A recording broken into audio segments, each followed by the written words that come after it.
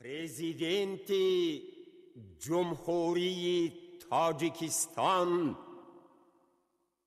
اساسگذاری صلح و وحدت ملی، پیشوای ملت محترم امام علی رحمان.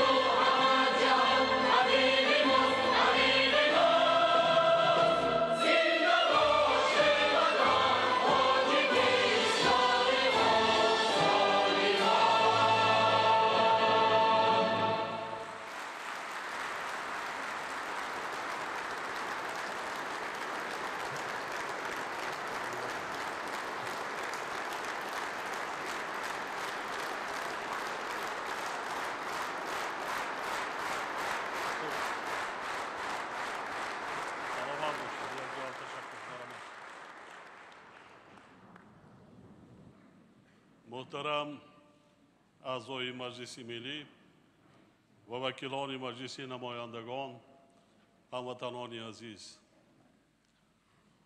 جمهوری تاجیکستان با وجود تغییریابی وضع سیاسی و اقتصادی و امنیتی جهان در راه پیشرفت بی‌میلان اقتصادی، رسیدن به هدف‌های استراتژی و به این وسیله تامین نمودن زندگی شایسته اهالی با قدم‌های استوار پیش می‌رود. اما وقت‌های آخر در جهان روند برتری جویی، مسلح شوی با شتاب، پیدایش نشانه‌های مرحله نوی جنگ سرد باعث نگرانی گردیده است. سال جاری در گوشه‌های گوناگون عالم ناآرامی و نزاع‌ها ادامه یافته برای جامعه جهانی همچون ایام دشوار و پرتضاد اعتراف کردید.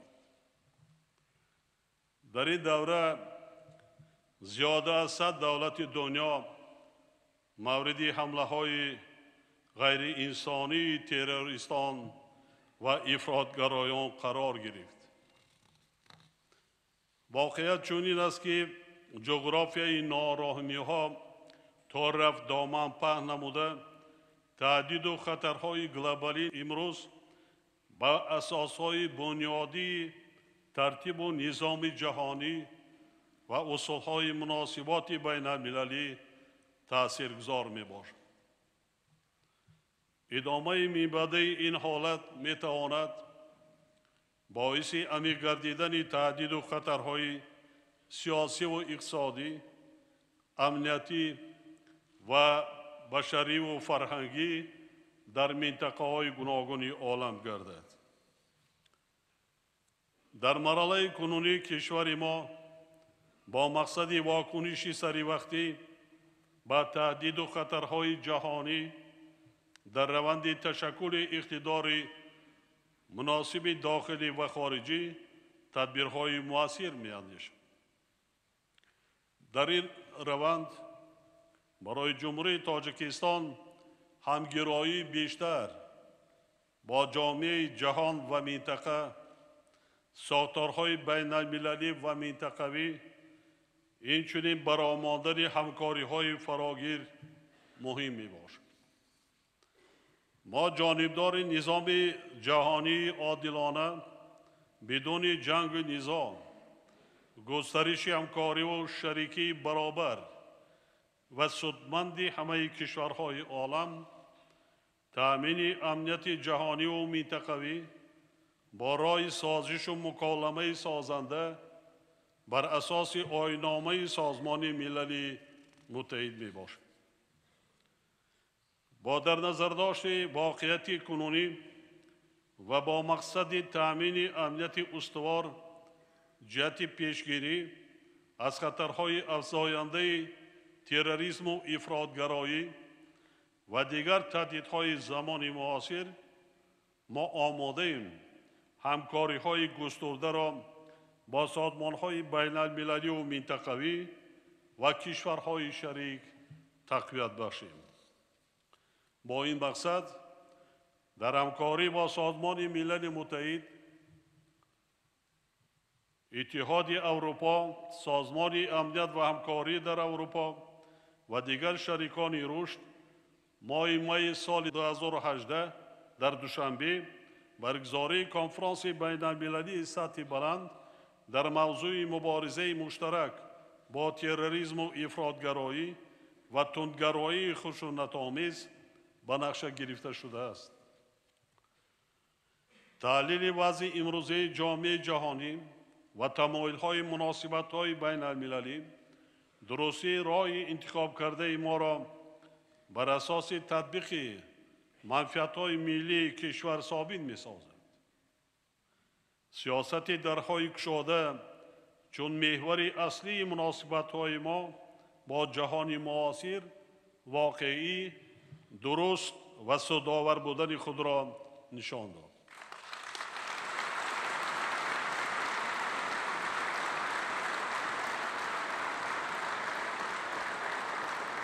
این سیاست دایره شریکان تاجیکستان را افزایش بخشیده برای تأمین نمودن اشتراک گسترده کشورمان در فعالیت سازمان‌های بین المللی و منطقوی زمینه مساعد فراهم آورد. ما این سیاست را ادامه می‌دهیم و در جاده تحکیم همکاری‌ها با همه کشورهای جهان من بعد نیز چاره‌های ضروری می‌اندیشیم.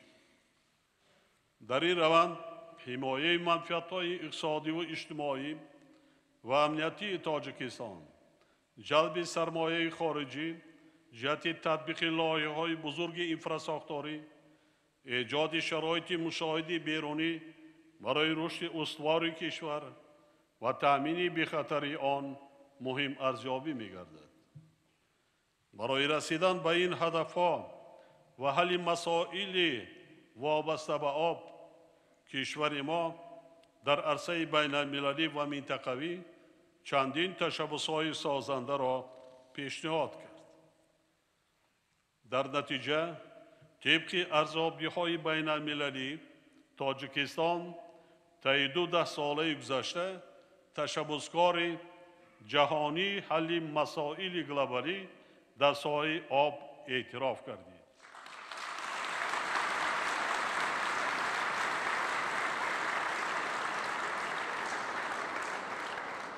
ما تطبیق پیگیرانه دیپلماتی همکاری در ساحه آب را وسیله واقعی حل مشکلات در این سمت می‌دانیم و در 10 ساله آینده نیز اجرای این نقش پیشبر را ادامه خواهیم داد. سال 2018 در ایام تجدید جشن نوروز بین المللی و روز جهانی آب 22 مارت روند تطبیق تشبوس نوی گلوبالی ما 10 ساله بین المللی عمل آب برای رشد استوار 2018-2028 رسما آغاز می گردد.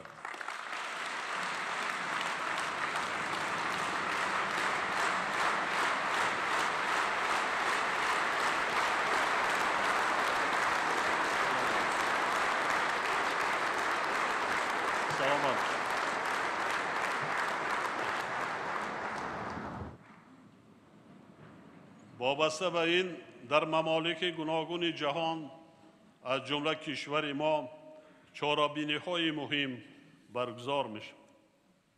جمهوری تاجیکستان در زمان استقلالیت خود همکاری گسترده منطقوی را واسطه مهمترین حل مسائل اقتصادی و تجارتی، اجتماعی، اکولوژی و تامین امنیت و ثبات در آسیای مرکزی دانسته، جانبدار تحکیم مناسبت‌های بین همدیگری مردمان منطقه بر پایه دوستی و حسن اعتماد میباشد.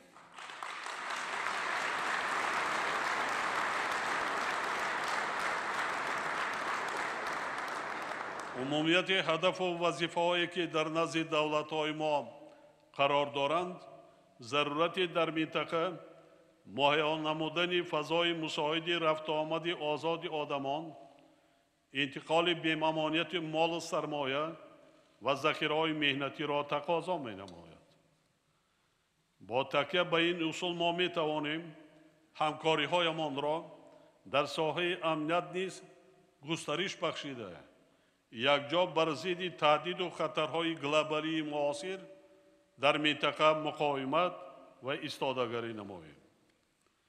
اطمینان داریم که همگرایی سازنده منطقوی به منفعت همه دولت و خلق‌های آسیای مرکزی می باشد. در سیاست خارجی جمهوری تاجیکستان تحکیم و گسترش مناسبت‌ها با کشورهای اعضای اتحاد دولت‌های مستقل موقع استراتژی و ماهیت خاص دارد. تاجیکستان ریاست اتحاد دولت‌های مستقل را در سال 2018 به دوش گرفته است. ملاقات سران دولت‌ها و حکومت‌های کشورهای اعضا سال آینده در تاجیکستان از مهمترین چاره‌بینی‌های ریاست ما ارزیابی می‌گردد. در مملکت ما همچنین کنفرانس بین المللی سطح بلند آید به تطبیق 10 ساله بین المللی عمل آب برای رشد استوار 2018-2028 و جلسه سران حکومت‌های کشورهای اعضای سازمان همکاری شانگهای برگزار می‌گردند که مقام مهم خواهند داشت. مناسبت‌های تاجیکستان با دولت‌های کلیدی و دیگر کشورهای آسیا خصوصیت شریکی پیدا کرده ایستادند که دلیل روشن هدف‌های سازنده ما میباشد. ما می‌باید نیز همکاری‌ها را در چنین رویه سازنده با همه کشورهای آسیا ادامه خواهیم داد. ما چنین می‌شماریم که کمک به احیای اقتصادی و رشد اجتماعی افغانستان بهترین راه استقرار صلح و ثبات در این کشور و تامین امنیت در منطقه می باشد. از این رو از جامعه جهانی دعوت به عمل می‌آوریم که جهت دستگیری رشد اجتماعی و اقتصادی و بهتر نمودن وضع امنیتی این کشور کمک‌های عملی خود را افزایش دهند. تاجیکستان کوشش می‌نماید که همکاری بی‌غرضانه را با حکومت کشور همسایه در همه این ساحه‌ها تقویت باشد. همکاری با کشورهای اروپا و امریکا در سیاست خارجی جمهوری تاجیکستان مقامی خاصه دارد. ما جانبدار رشد منبعی روابط تاجیکستان با این گروه کشورها که شریکان مهم بین المللی ما محسوب می شوند در اساس اصولهای حسن تفاهم، احترام یکدیگر و برای جانبها سودمند می باشد. در برابر این کشور ما با مقصد فعال گردیدن مناسبت و همکاری ها با کشورهای جنوبی افریقا و امریکای لاتینی تدبیرها می اندیشیم. تحولات با سرعت اقتصادی زمان معاصر باعث افزایش اهمیت دیپلماتیای اقتصادی گردیدند. از این رو استفاده مؤثر و ثمرناک وسیله‌های دیپلماتیای اقتصادی جهت رسیدن به هدف‌های ملی و دولتی یکی از سمت‌های افضلیت‌ناک سیاست خارجی تاجیکستان محسوب می‌یابد. گسترش همکاری‌های اقتصادی با شریکان منطقوی و جهانی، ساختارهای بین المللی و منطقوی مالیوی و قرضی باید در مرکز توجه حکومت کشور و نهادهای دخلدار آن باشد. حکومت مملکت باید در تطبیق عهدهداری‌های تاجیکستان در چارچوب سازمان‌های بین المللی و منطقوی و جلب بهتر این سازمان‌ها به اجرای برنامه‌ها و لایحه‌های مهم کشور از جمله استراتژی ملی رشد برای دوره تا سال 2030 چاره‌های ضروری را راه‌اندازی نماید. ضرور است که در سمت پیشبرد همکاری‌های منبعی با مملکت‌های خارجی وزارت و اداره‌ها فعالیت خود را جهت حفظ منافع ملی کشور، جلب سرمایه خارجی از جمله سرمایه مستقیم و تکنولوژی‌های نو هرچی پرثمر راه‌اندازی نماید.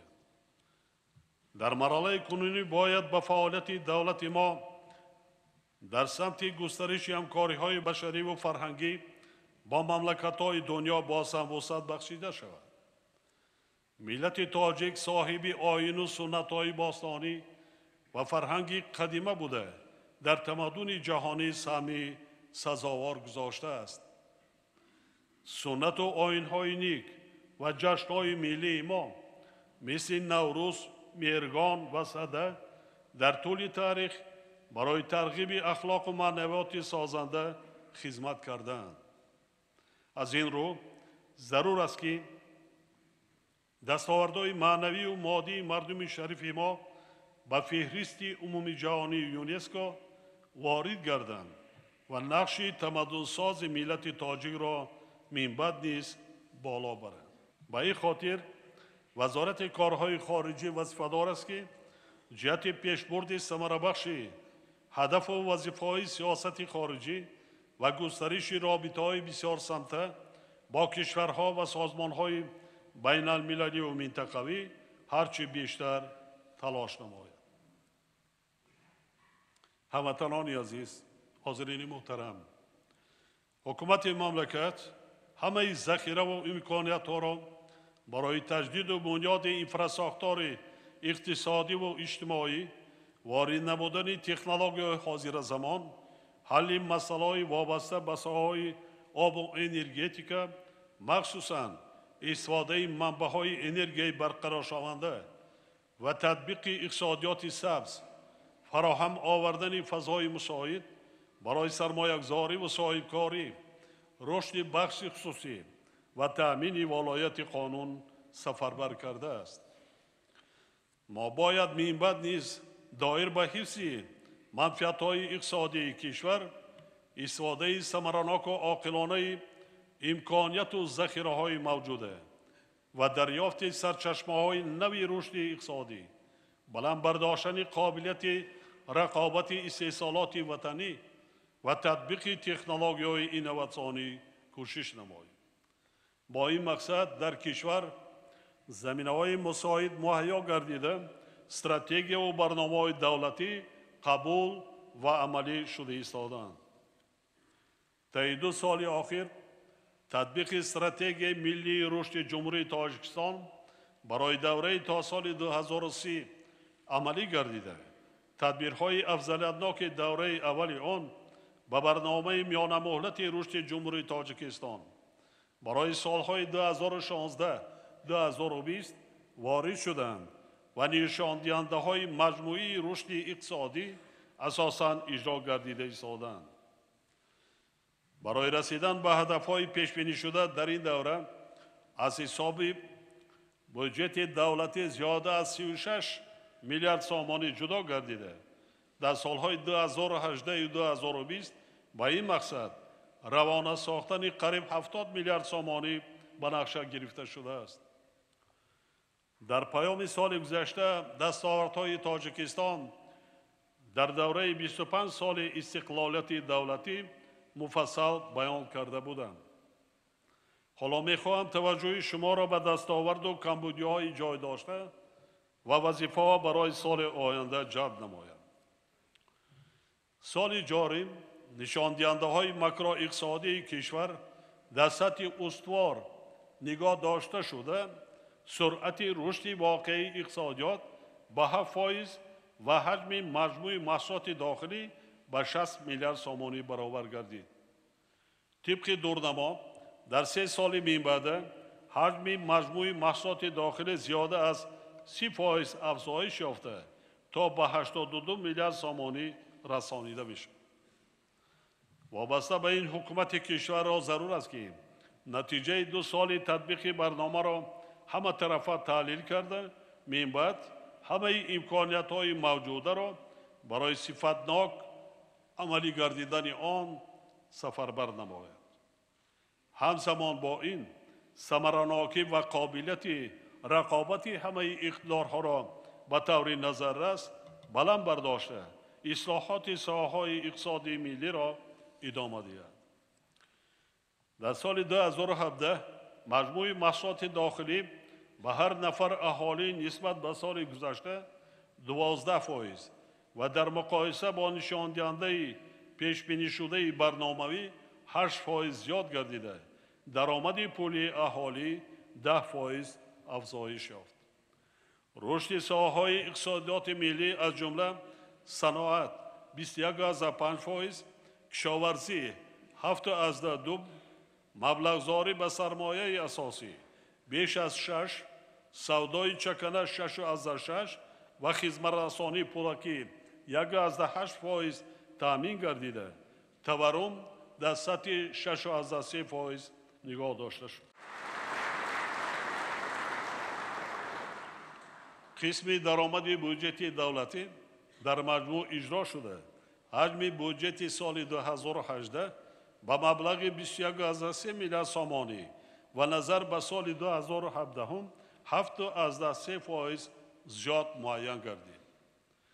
هرچند که در 11 ماه سال 2017 صادرات نسبت به همین دوره سال گذشته 35.4% افزایش یافته، واردات 10% کم شده است، ولی این نشان دهنده ما را قانع کردن نمیتواند، زیرا حال هم قسم زیادی محصولات به کارکرد نهایی صادرات کرده می شود.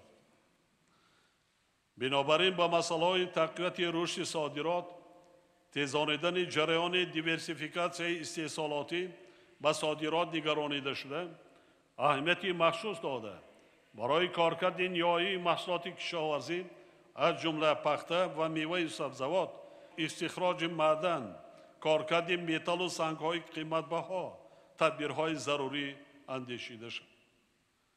در بودجت دولتی وظیفه‌های اجتماعی آن به این نوبت گرفته شده. حکومت کشور برای بلند برداشتن سطح نیکو احوالی مردم پیوسته چاره‌جویی می‌نماید. در 5 سال آخر مبلغ‌زایی ساحه معارف از بودجت دولتی 2.3 برابر و تندرستی 2.1 برابر زیاد شده. سال 2017 نسبت به سال 2016 متناسباً 16% و 25% افزایش یافته است. سکتورهای اساسی ساحه اجتماعی من در نظر دارم ساحه معارف و تندرستی مملکت. با در نظر داشت رشد اقتصادیات مملکت و امکانیت‌های امروزه مالیوی از 1 سپتامبر سال 2018 مزد مهنتی کارمندان ساحه‌های بودجتی زیاد کرده می شود. از جمله مزد مهنتی کارمندان مقامات حاکمیت و اداره‌کنی دولتی، مؤسسه‌های معارف، علم، فرهنگ، ورزش، تندرستی، مؤسسه‌های ساحه حفظ اجتماعی و دیگر تشکیلات و مؤسسه‌های بودجتی 15%، اینچنین مزد مهنتی کارمندان مقامات حفظ حقوق و خدمتچیان حربی 10% زیاد کرده می شود.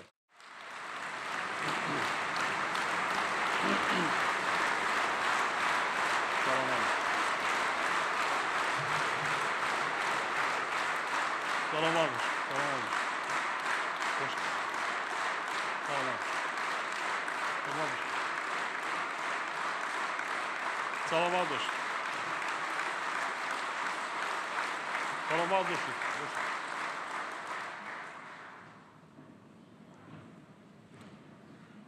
حد اقل و حد نیایی نفقه از روی سن سال و نفقه زمینوی، اینچنین نفقه های مهنتی شهروندان و حساب میانه تا 15%، استیپندیای دانشجویان و دیگر نمودهای استیپندیا 15% زیاد کرده می شوند.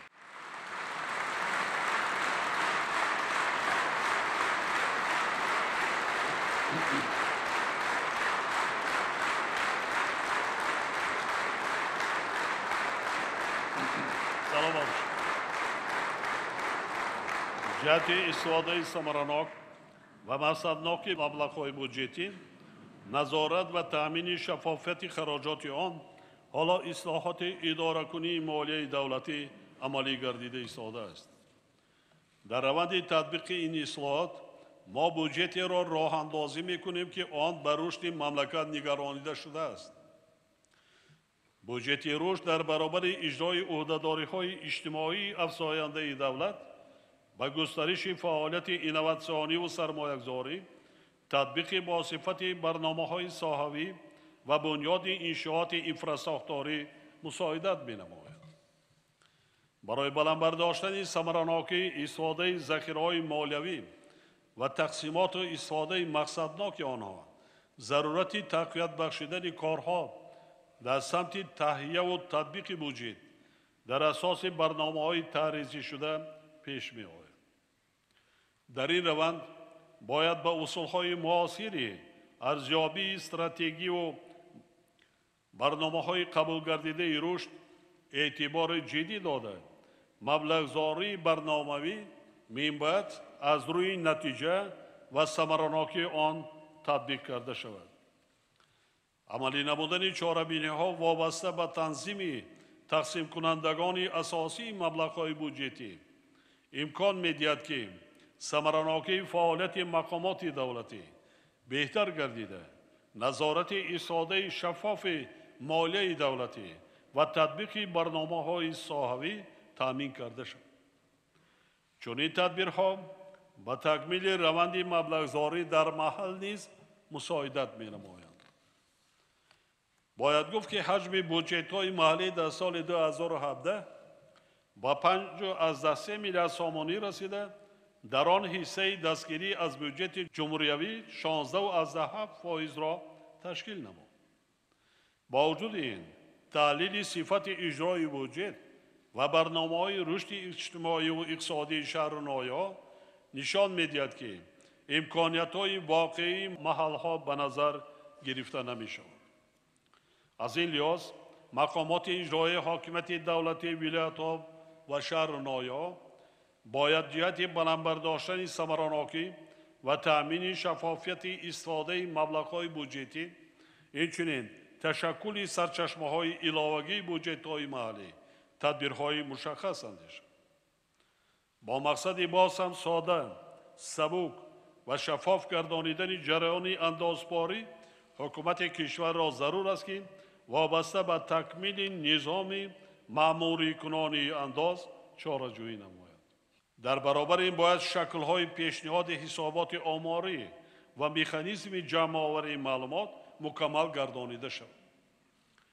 وضع نظام پولی و قرضه‌ای کشور بخصوص فشار قرب به اسعار ملی، نااستواری سرمایه بانکی، سطح ناکفایی قرضه‌ای به اقتصاد ملی و جلب سرمایه ما را وادار می‌سازد که در این سمت تدبیرهای تأخیر ناپذیر اندیشیم.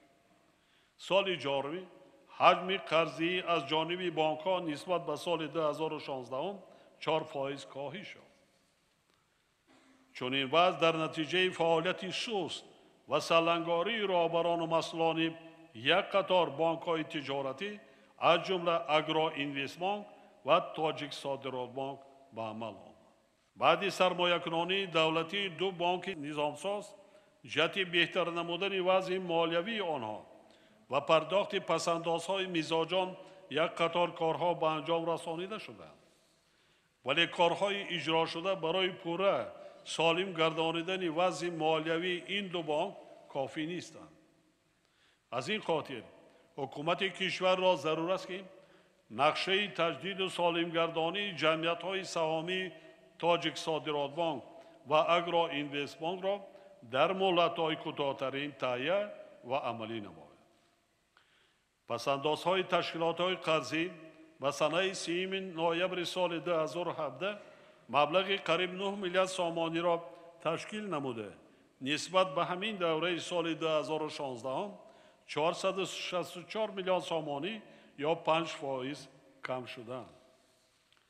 تحلیل ساختار قرض جدا گردیده در 11 ماه سال 2017 نشان می‌دهد که حجم آن به صاحبکار استحصالی همگی 4% و به ساحه‌های خدمت رسانی 43% زیاد شده است. چون این وضع به سرعت رشد ساحه‌های واقعی اقتصاد و مخصوصاً بر روند صنعت کنونی کشور تأثیر منفی می‌رساند. وابسته به این بانک ملی را ضرور است که در سمت گذرانیدن اصلاحات ضروری پولی و قرضی، معتدل نگاه داشتن قرب پول ملی، سطح نرخ‌ها، فعالیت بانک‌ها، نظارت رعایت قانونگذاری بانکی و تکمیل آن، پس کردن درجه خفا و جاری نمودن اصول‌های اداره کارپوراتیوی چاره‌های مشخص اندیشید.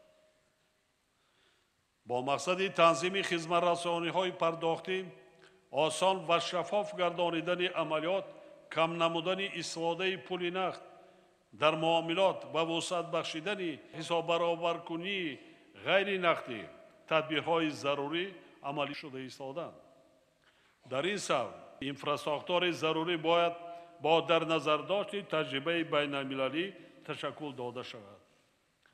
اما تحلیلان نشان می‌دهد که گرچند سال سپری شده شماره دارندگان کارت‌های پرداختی 55% زیاد شده 1.7 میلیون نفر را تشکیل داده است، ولی تا به حال 95% عملیات کارتی با گرفتن پول نقد وابسته میباشد.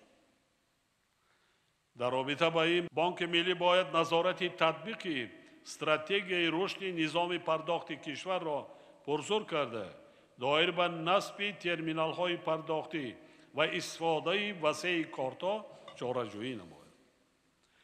همزمان با این ضرور است که با مقصد تامین رقابت سالم در بازار خدمت رسانی‌های بانکی و دسترسی اهالی به واسطه‌های مالیوی، اینچنین جلب بیشتر سرمایه به این ساحه، حد اقل سرمایه آیناموی برای بانک‌های نوتأسیس که حالا 80 میلیون سامانی را تشکیل می‌دهد 50 میلیون سامانی مقرر کرده شود، یعنی 30 میلیون سامانی کم کرده شود. این برای چی؟ شاید در یک زمان ما کمتر سیاستی حمایه سیستم بانکی ملی را وطنی را حمایت کردیم، لیکن ما از روی تحلیل ها مشاهده میکنیم نتیجه خوب ندادن. یعنی رقابت سالم نیست. تجربه یک کشور را من آموختم. کشور سینگاپور 55 میلیون اهالی دارد.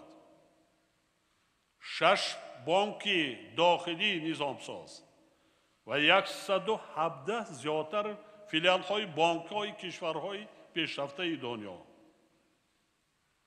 هزارها، زیاده از 1000 فیلیال های بانک ها در داخل کشور برای 5 میلیون. ما امکانیت دهیم که صاحبکاران وطنی توانند و شماره بانک های سهامی هرچی بیشتر در مملکت که شرایط کاری آنها مهیا کرده شد. و تجربه کشورهای سیستم بانکی از تجربه کشورهای پیشرفته ما آموخته نمانده کار و کادرها متخصصان سطح بلند سیستم بانکی، پولی و قرضی، مالیه در خارج کشور آماده کرده نمانده کار. قریب که نداریم. انگشت شمار. طی 2 سال اخیر به اقتصاد ملی از همه منبع‌های سرمایه‌گذاری بیش از 22 میلیارد سامانی روانه و حصول کرده شده است که 6 میلیارد سامانی آن را مبلغ لایحه‌های دولتی سرمایه‌گذاری تشکیل می‌دهد. در این دوره جهت عملی گردانیدن 26 لایحه برای رشد اینفراستراکچور انرژتیکی، نقلیاتی و اجتماعی 40 سازشنامه قرضی و گرانتی با مبلغ 7 میلیارد سامانی به امضا رسیده تطبیق شده ایستاده است. وابسته به این کمیته دولتی سرمایه‌گذاری و اداره اموال دولتی باید نظارت جدی را در سمت تطبیق با صفت و شفاف و سریع لایحه‌ها برآورد. طبق سندهای برنامه‌ای حصه بخش خصوصی در سرمایه‌گذاری عمومی تا سال 2020 2 برابر افزایش داده می‌شود. چون این هدف ما را وادار می‌سازد که با مسئله فراهم آوردن فضای مساعد و جاری نمودن اصولهای هوسمندگردانی فعالیت صاحبکاری و سرمایه‌گذاری در محل‌ها اعتبار اولین درجه دهیم. وابسته به تحلیل خصوصیت‌های خاص هر یک منطقه، ذخیره‌های طبیعی و انسانی، اقلیم و شرایط جایگیرشوی آنها باید تهیه و تطبیق لایحه‌های گوناگون سرمایه‌گذاری فعال گردانیده شود. از این رو حکومت مملکت باید اصول ارزیابی فعالیت مقامات اجرایی حاکمیت دولتی ولایت‌ها و شهر و ناحیه‌ها را از روی سهم آنها در فراهم آوردن فضای مساعد برای صاحبکاری، تشکیل جایهای نوی کار و فعال گردانیدن سرمایه‌گذاری خصوصی جاری نماید. کمیته دولتی سرمایه‌گذاری و اداره اموال دولتی را ضرور است که یکجا با مقامات اجرایی محلی حاکمیت دولتی برای تشکیل مرکزها و کورس‌های بلند برداشتن معرفت حقوقی و مالیوی صاحبکاران و تاجران، سطح کسبیت و ملکه آنها چاره‌های مشخص است. در برابر این فعالیت منطقه‌های آزاد اقتصادی وابسته به جلب سرمایه و تشکیل اینفراستراکچور باید تقویت داده شود. حکومت کشور باید مشکلات جای داشته منطقه‌های آزاد اقتصادی را همطرفه آموخته برای تقویت بخشیدن به فعالیت آنها و تشکیل دیگر منطقه‌های آزاد اقتصادی در حدود مملکت تدبیرهای علاوه‌ای را عملی نماید.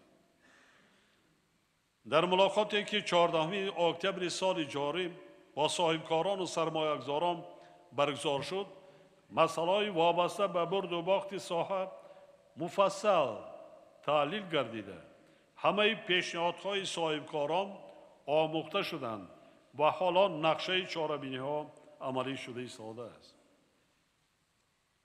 بار دیگر تاکید می‌نمایم که با وجود دستگیری همه‌طرفه دولت، حالت‌های رعا نگردیدن قانونگذاری از جانب بعضی سوبیکت‌های صاحبکاری به نظر می‌رسد.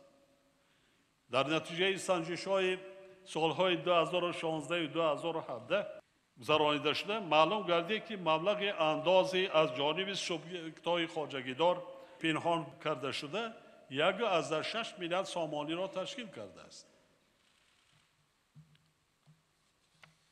аммо дар бисёр мавридҳо мегӯем ки санҷишҳо бениҳоят зиёд аст. яъне маданияти гӯем ки одоби андозбориро мо фаромӯш карда намонда кор нест. дар асоси қарори ҳукумати мамлакат аз 27 майи соли 2017 бояд аз ҳисоби 4 сохтору хадамоти вазорати кишоварзӣ, кумитаи бехатарии озиқавории назди ҳукумати ҷумҳурии Тоҷикистон ва дар заминаи 3 хадамоти вазорати тандурустӣ ва ҳифзи иҷтимоии аҳолӣ хадамоти давлатии ҳифзи тандурустии аҳолӣ таъсис дода шавад. таъсис додани сохторҳои зикршуда ба кам кардани такроршавии вазифаҳои ба ҳам монанд ҳамоҳангсозии санҷишҳо, сарфаи маблағҳои бюджет ва кам гардидани монеаҳо барои фаъолияти соҳибкорӣ мушоҳидат менамояд. мутобиқи қонунҳои амалкунанда айни ҳол фаъолияти субъектҳои хоҷагидорро 78 мақоми санҷишу назорат ва иҷозатдиҳандаву иҷозатномадиҳанда инчунин мақомоти ҳифзи ҳуқуқ мавриди санҷиш қарор медиҳад. бо сабаби он ки санҷишҳо асосан нисбат ба шахсони ҳуқуқӣ татбиқ мегарданд, дар 9 моҳи соли 2017 ба ҳар як шахси ҳуқуқии фаъолияткунанда 5 санҷиш рост меояд. ман поёнтар истода мегузарам. ин сохторҳои санҷишӣ барои кӣ аз бюджети давлат маблағзорӣ мешаванд ва чиро санҷишро назорат мекунанд? вазъияти ҳолро дар бозори истеъмолӣ мо дида истодем. аз ин лиҳоз зарур мешуморам ки бо мақсади бартараф намудани санҷишҳои беасосу такрорӣ ва фароҳам овардани фазои мусоид барои соҳибкорӣ ба ҳама гуна санҷишҳои фаъолияти соҳибкорони истеҳсолӣ ба истиснои санҷишҳои нақшавии мақомоти андоз, прокуратураи генералӣ, палатаи ҳисоб, агентии назорати давлатии молиявӣ ва мубориза ба коррупсия ва бонки миллӣ дар давоми 2 соли миъмада моратория эълон карда шуд.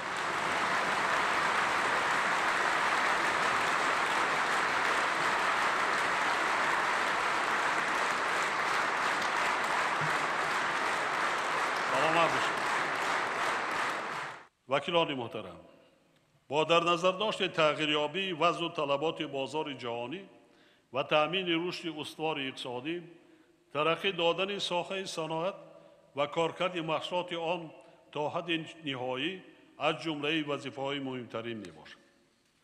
хотиррасон менамоям ки пешрафти ояндаи кишвар дар шакли индустриалӣ ва инноватсионӣ пешбинӣ гардида ҷиҳати татбиқи ин ҳадаф бо истифода аз технологияҳои муосир баландбардоштани самаранокии саноати коркард ва қобилияти рақобати маҳсулоти ватанӣ бисёр муҳим мебошад. бинобар ин вазорати саноат ва технологияҳои нав вазифадор аст ки дар асоси таҳлили иқтидору имконоти минтақаҳо ва муайян намудани самтҳои афзалиятноки истеҳсолоти саноатӣ доир ба пайваста афзоиш додани коркарди ашёи хом то дараҷаи маҳсулоти ниҳоӣ барномаҳои соҳавиро фаъолона татбиқ намояд. барои тақвият бахшидан ба фаъолияти корхонаҳои саноатӣ ва бо кадрҳои баландихтисос таъмин намудани онҳо зарур аст ки ҳамкории муассисаҳои таҳсилоти миёна ва олии касбӣ бо корхонаҳои саноатӣ дар самти омода намудани кадрҳо бо ихтисосҳои техникӣ ва технологӣ густариш дода шавад. соли 2017 дар кишвар 150 корхонаи саноатӣ бо таъсиси 3000 ҷойи кор бунёд ва ба истифода супорида шуд. дар ин давра истеҳсоли риштаи пахтагин 2,8 баробар, қолин ва маҳсулоти он 1,6 баробар ва газворҳо 42% афзуд ки نتیجه تدبیرهای عملی نموده حکومت کشور در سمت کارکرد نهایی محصولات وطنی می باشد. در استحصال قالین ها ما از زمان شوروی بیشتر و متال های قیمت بها، من در نظر دارم استحصال طلا یکی برابر است. وابسته به این ضرور است که برای تأمین کارگاه های نساجی کشور با اشیای خام وطنی و تا محصولات نهایی کارکرد نمودن نرخ پخته تدبیرهای علاوگی اندیشیده استحصال پخته در مملکت منتظم افزایش داده شود. تحلیل ساختار محصولات صنعتی نشان می‌دهد که در کشور استحصال انگشت با مرام افزایش یافته. سال جاری بار اول در دوران صاحب استقلالی به 1.7 میلیارد تن رسانیده شد. در سال 2017 با وجود 21% تامین شدن رشد صنعت، استحصال 36 نمود محصولات کم شده است. چنین وضع اجرای برنامه دولتی مساعدت به صادرات و واردات عوض‌کنی را مشکل می‌گرداند. طبق تحلیلات رشد صادرات کشور اساساً از حساب کارخانه‌های صنعتی سالهای آخر بنیاد گردیده تأمین شده ایستاده است. تنها در ظرف سالهای 2016-2017 صادرات محصولات معدن 2.5 برابر افزوده، حصه آن زیاده از 45% را تشکیل داده است. یعنی گوناگون شکلی صادرات حالا هم در سطح ضروری تأمین نگردیده است که این وابستگی کشور را از عامل‌های بیرونی زیاد می‌گرداند. بنابراین حکومت مملکت باید جهت گذرانیدن تحلیل امکانیت‌های افزایش دادن حجم استحصال محصولات صادراتی با ارزش بلند علاوه شده و برای ماندن استحصال مال‌های عوض کننده واردات چاره‌جویی کرده، لایحه قانون جمهوری تاجیکستان درباره دستگیری صادرات و بلند برداشتن قابلیت رقابت را تهیه نماید. حاضرین گرامی، تاجیکستان در عرصه بین المللی یکی از کشورهای تطبیق کننده اقتصادیات سبز محسوب یافته از لحاظ استفاده منبع‌های تجدید شونده انرژی در قطار 6 کشور پیشرفت سیاره قرار دارد، زیرا 98% برق توسط نیروگاه‌های برقی آبی استحصال می‌شود. در برابر بنیاد انشاءات نوی تولید نیروی برق آبی امروز ضرورت تجدید نیروگاه‌های عملکننده پیش آمده است که سرمایه‌گذاری زیاد را تقاضا می‌نماید. لایحه تجدید نیروگاه برقی آبی نارک در 2 مرحله با جلب 6 میلیارد سامانی برابر به 700 میلیون دلار امریکایی پیش بینی شده، مرحله یکم آن آغاز یافت. در سمت تطبیق لایحه تجدید نیروگاه برقی آبی سربند به مبلغ 1.1 میلیارد سامانی کارها آغاز یافته، اگریگت یکم آن سال 2018 به کار انداخته می شود.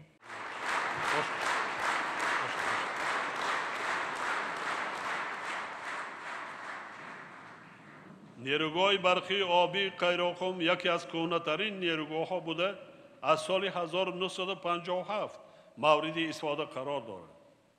برای تجدید این نیروگاه 600 میلیون سامانی جلب گردیده، کارها طبق لایحه سال آینده آغاز می شود. در مجموع برای تجدید نیروگاه‌های عمل کننده در کشور بیش از 8 میلیارد سامانی برابر قریب به 1 میلیارد دلار روانه می‌گردد. این مبلغ خیلی کلان است. برای بنیاد نیروگاه برقی آبی راغون سال 2017 از همه منبع‌ها 4 میلیارد و 700 میلیون سامانی خرج گردید و در سال 2018 با این مقصد قریب 5 میلیارد سامانی پیش بینی شده است. علاوه بر این، حالا برای نوسازی سیستم انرژتیکی کشور و بنیاد انفراستراکچور ضروری صادرات آن، تطبیق 7 لایحه دولتی سرمایه‌گذاری با مبلغ 8.1 میلیارد سامانی ادامه داشته در مجموع برای رشد ساحه بیش از 21 میلیارد سامانی یعنی 2 میلیارد و 400 میلیون دلار آمریکایی روانه گردیده است. این مبلغی کم نیست. با راه اندازی گردیدن تدبیرهای حکومت مملکت در این سمت ما توانستیم که اولین بار در زمان صاحب استقلالی در دوره تیرما و زمستان اهالی کشور و ساحه‌های اجتماعی و اقتصادی را با نیروی برق بی محدودیت تأمین نماییم.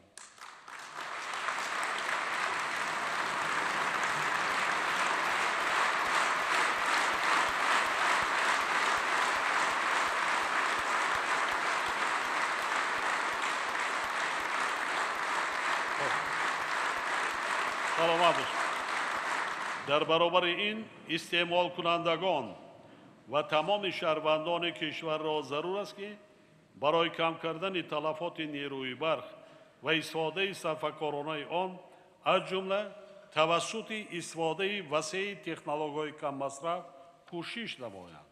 در این صورت ما می توانیم در 3 سال آینده به استقلالیت انرژتیکی نائل گردیم.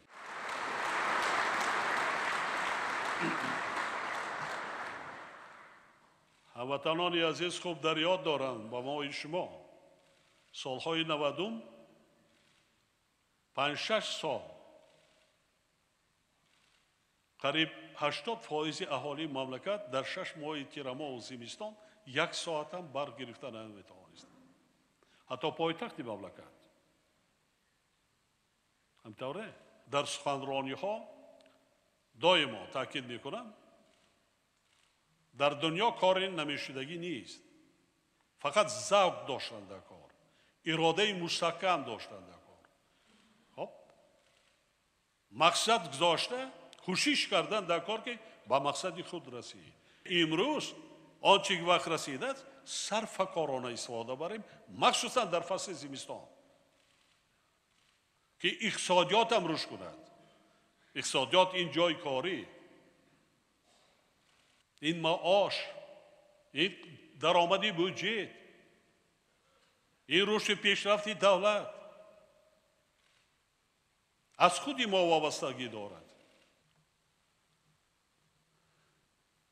بنابراین حکومت کشور وظیفه‌دار کرده می شود که دایر به تکمیل نظام تشکیلی و اداره‌کنی تأمینات با برق از جمله آید به تجدید ساختار شرکت برق تاجیک به حسابگیری، کم نمودن تلفات تکنیکی نیروی برق و بلند برداشتن معرفت اهالی جهت استفاده عاقلانه آن تدبیرهای ضروری اندیش.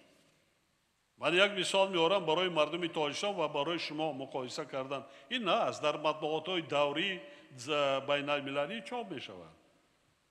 این چیز یگان مخفی نیست.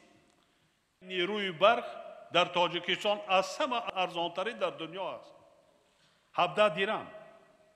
حتی در سابق کشورهای اتحاد شوروی و اروپا، در اروپا انا همین شب روز 2.5-3 سامان می شود 1 کیلووات ساعت. در سابق کشورهای اتحاد شوروی تا 55 درم در 1 کیلووات ساعت است. وکیلان محترم، حکومت مملکت جهت نائل شدن به هدف تا سال 2030 و کشور ترانزیتی تبدیل دادن تاجیکستان در زمان صاحب استقلالی لایحه‌های دولتی سرمایه‌گذاری را با جلب بیش از 12 میلیارد سامانی عملی گردانیده است.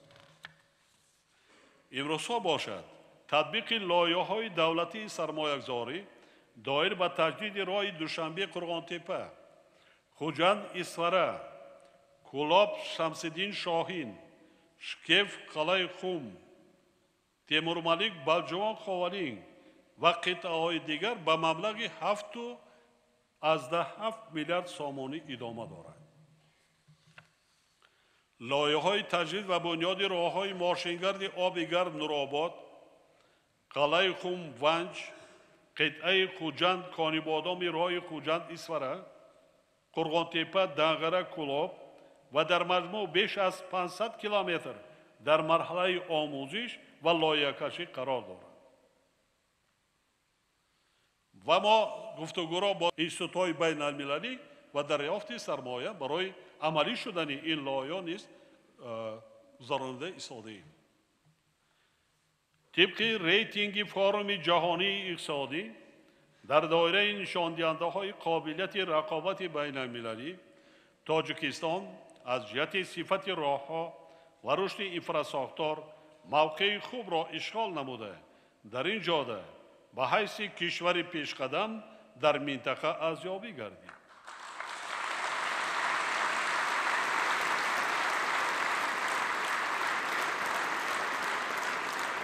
ولی با وجود این ما باید در سمت بنیاد راه‌ها و به معیارهای بین المللی جوابگو گردانیدن آنها کارهای زیاد را به انجام رسانیم. چنانکه در پیام سال گذشته ابراز نمودم، در دوره میان مولد تجدید و از نوسازی زیاده از 2000 کیلومتر راه‌های ماشینگردی به معیارهای زمانوی موافق پیش بینی شده است. در برابر این بار دیگر تاکید می نمایم که تعمیر و تجدید و نگهداری راه‌های داخلی شهری و بین ناحیوی و شهرک و دهات وظیفه مقامات اجرایی حاکمیت دولتی ولایت‌ها، شهر و ناحیه‌ها می باشد و در این سمت کارها باید تقویت داده شوند. وابسته به این وزارت نقلیات یکجا با دیگر ساختار و مقامات آید به تشکیل ترمینال‌های نزد سرحدی و مرکزهای لوجستیکی، دالان‌های نقلیاتی و به معیارهای بین المللی جوابگو گردانیدن خدمت رسانی‌ها، لایحه‌های دخلدار را تهیه و با جلب سرمایه داخلی و خارجی عملی نماید. تامین نمودن اهالی با محصولات خوشصفت که شرطی اساسی سالمی مردم می باشد، یکی از مسائل مهم به حساب می رود. ولی حالت‌های از جانب صاحبکاران و تاجران با هر راه و وسیله به بازار استعمالی کشور وارد نبودن محصولات پس‌صفت به نظر می رسند که به سلامتی شهروندان ضررآور است. با حکومت مملکت سپارش داده می شود که برای مکمل گردانیدن نظام اداره دولتی سانیتری و فیتوسانیتری، استانداردیزاسیا، سرتیفیکاسیا و نظارت بیطاری تغییرات ساختاری ضروری و عملی نماید. جهت پیشگیری واردات مال و محصولات پس‌صفت و غیر استانداردی مقامات وکالتدار ضرور است که دایر بر رعایت حتمی قانون جمهوری تاجیکستان درباره حمایت حقوق استعمال کنندگان چاره‌های تأخیر ناپذیر اندیشند و در این سمت برنامه بی‌خطری محصولات آذوقه‌واری را تهیه و عملی نماید. طبق معلومات پروکراتور گنرالی، فعالیت گروه کاری وابسته به سنجش صفت محصولات وارداتی در 196 شرکت تجارتی نشان داد که به کشور همه ساله 500-600 تانه بازیچه‌های گوناگون کودکانه از 20 دولت دنیا وارد می شوند که 90% آنها از روی صفت به طلبات بی‌خطری موافق نیستند و به سلامتی کودکان ضررآور می باشند. نخواد ما تاجران محترم صاحبکاران وجدان خود را فروشیم. ما درباره آینده گنفاند ملت فکر و اندیشه نمی کنیم. عاقبت سلامتی ملت و خلق تاجیکستان چی می شود؟ با مقصد رشد ساحه پرنده پروری در کشور و تامین نمودن بازار استعمالی با محصولات خوشصفت وطنی، جاری کردن چاره‌های هوسمندگردانی و امتیازات دایر به انداز ضرور است. در رابطه با این ساحه پرنده پروری آید به استحصال محصولات آذوقه یکی از سمت‌های افزایش‌یافته اعلام گردیده واردات تکنولوژی و تجهیزات و مواد برای تأمینات ساحه از همه انداز و پرداخت‌ها آزاد کرده شود.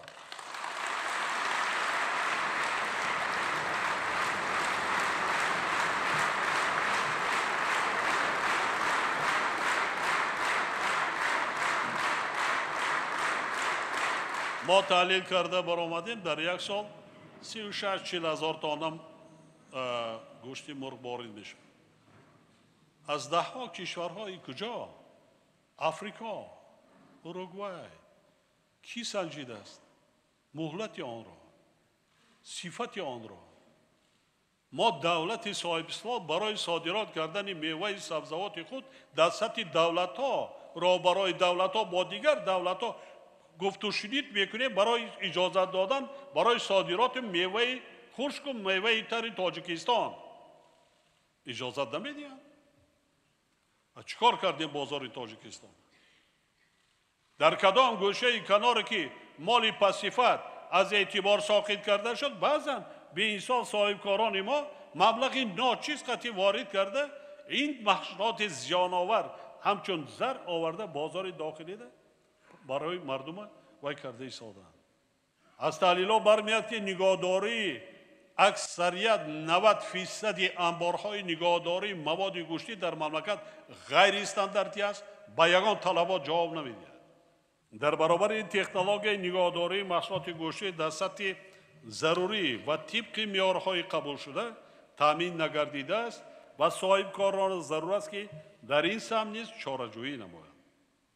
در ساختار و مقامات نظارت کننده صفت محصولات غذایی و واردات آنها بیش از 5,000 نفر منصبدار از جمله در خدمات گمرک زیاده از 1,100 نفر، خدمات بیطاری 3,000 نفر، اگنتی تاجیکستان در قریب 700 نفر و ساختارهای کرانتینی رسانی 235 نفر متخصصان و کارمندان فعالیت میکنند و خودشان دیروز با تلویزیون نمایش داده ایستادند که در این مغازه، در این انبار، در اینجا محصولات پس صفت آشکار کردند. کی اجازه داد از سرحدات واردات کردن این محصولات غیر استانداردی و پس صفت را؟ کی؟ من سپارش دادم نظارت میکنیم و ترتیب می‌داریم. سالهای آخر استحصال میوه سبزیجات افزایش یافته ایستاده است ولی صادرات آن در 11 ماه سال روان 23% کم شده است. از این برمیاد که صرف نظر از طلبات زیاد شریکان اساسی تجارتی کشورمان با میوه سبزیجات از جهت اکولوژی تازه ما امکانات‌های موجوده در سمت کارکرد، بندوبست و صادرات آنها به طور ضروری استفاده نشدند و ساختار و مقامات مربوطه در حل این مسئله باید منتظم چاره‌جویی نماید. حکومت کشور وظیفه‌دار کرده می شود که با در نظر داشته طلبات واقعی اهالی مملکت به مواد آذوقه و دسترسی ساکنان به غذای خوش‌صفت برنامه نوی دولتی امنیت آذوقه‌واری را تهیه و تطبیق سازد. استفاده ثمرناک آب و زمین و زیاد کردن حجم استحصال محصولات کشاورزی به وارد نبودن تکنولوژی‌های نو و رعایت قاعده‌های معاصر اگراتکنیکی پرورش زراعت غیر امکان می‌باشد. در 5 سال آخر بیش از 10,000 تکنیک و تجهیزات کشاورزی با مبلغ 570 میلیون سومانی وارد کرده برای این در حجم بیش از 200 میلیون سومانی امتیازات تطبیق گردیدند. وابسته به این حکومت مملکت وزارت صنعت و تکنولوژی نو وظیفه‌دار کرده می‌شوند که کار را در سمت تأسیس کارخانه‌های مشترک دایر به استحصال تکنیک تعیینات کشاورزی در داخل کشور برآمد.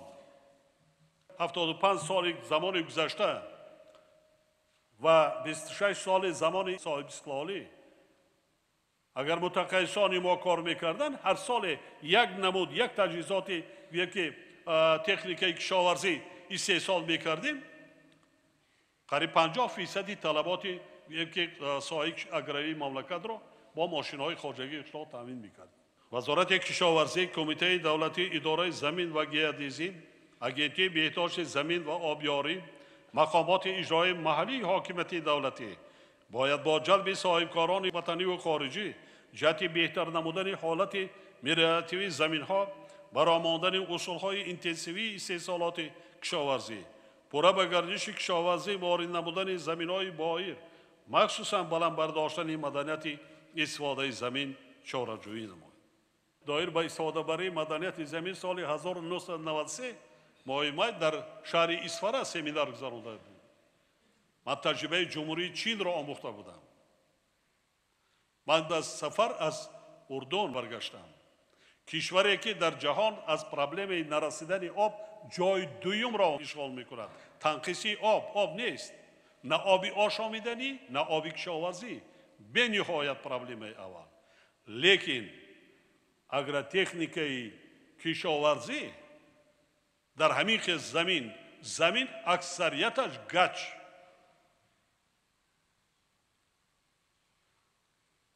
با اروپای شرقی مقداری بلند میوه‌های سیتروسی صادرات میکنند، سبزیجات صادرات میکنند.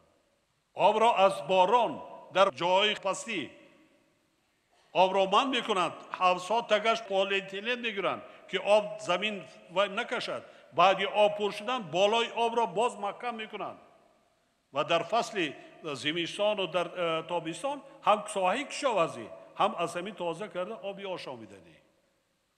پخته کش نمیکنند، پخته ندارند، لیکن رشد بیشتری صنعت سبک محصولات تیار صادرات میکنند به تمام دنیا. گیاهان شفابخش عموما نیست، لیکن بنیاد فارماسیوتیکی سطح بلندی تکنولوژی معاصر و صادرات به بیشتر کشورهای دنیا. در برابر این در سمت زیاد نمودن میدان باغ تاغزار و به این وسیله افزون گردانیدن استحصال میوه‌های از جهت اکولوژی تازه به استانداردهای جهانی مطابق و به صادرات نگرانیده شده تدبیرها اندیشیده شد. در این جهت با جلب سرمایه داخلی و خارجی، بنیاد نمودن کارخانه‌های کارکرد محصولات کشاورزی، مرکزهای لوجستیکی و سرخانه‌ها، اینچنین بهتر نمودن کارهای بازاریابی یعنی مارکتینگ نیز از جمله وظیفه‌های مهم میباشد. حاضرین محترم، سیاحی یکی از ساحه‌های مهمی با شغل فرا گرفتن اهالی قابل مهنت، بلند برداشتن سطح زندگی مردم، رشد دیگر ساحه‌های خدمت‌رسانی و استحصالی، اینچنین معرف کننده تاریخ و فرهنگ، طبیعت و عنعنه‌های ملی به حساب می‌رود. برای رشد این ساحه در کشور همه زمینه‌های ضروری معیاری و حقوقی فراهم آورده شده. علاوه بر این یک سلسله چاره‌های هوسمندکنی نیز تطبیق گردیدند. از جمله واردات تجهیزات و مصالح ساختمان برای انشاءات سیاحی از پرداخت‌های انداز گمرک و شرکت‌های سیاحی در 5 سال اول فعالیتشان از پرداخت انداز از فایده آزاد کرده شدند. قابل ذکر است که طی سالهای آخر در تاجیکستان نظام ساده کرده شده روادید برای شهروندان 80 کشور جهان جاری گردیده شبکه یگانه الکترونی به کار انداخته شده است. طبق ارزیابی سازمان‌های با نفوذ بین‌المللی، حالا تاجیکستان از لحاظ نظام ساده گرفتن روادید نوع سیاحی در رویخط 5 کشور پیشرفت جهان موقع 4 را اشغال می‌نماید. اما سطح اجرای کارها در سمت رشد ساحه سیاحی از جمله جهت بنیاد انشاءات و بلند برداشتن صفت خدمت رسانی همانا بهبودی می‌طلبد. شرایط مشاهده طبیعی و اقلیمی تاجیکستان برای برآمدن خدمت رسانی معاصر سیاحی و انکشاف نمودهای گوناگون آن امکانیت بهترین مهیا کرده است. تنها ضرور است که انفراساختار معاصر بنیاد و در سطح بین‌المللی برآمده شود. عین حال قانونگذاری مملکت مهلت به خیرگیری شهروندان کشورهای را که با جمهوری تاجیکستان نظام روادید دارند تا 3 روز معین نموده است. تجربه و آموزش نشان می‌دهد که مهلت ذکر شده برای شهروندان خارجی کافی نیست. از این خاطر حکومت مملکت دایر به مسئله تا 10 روز کاری دراز کردن مهلت بقایگیری در مقامات کارهای داخلی قرار دخلدار قبول نمود.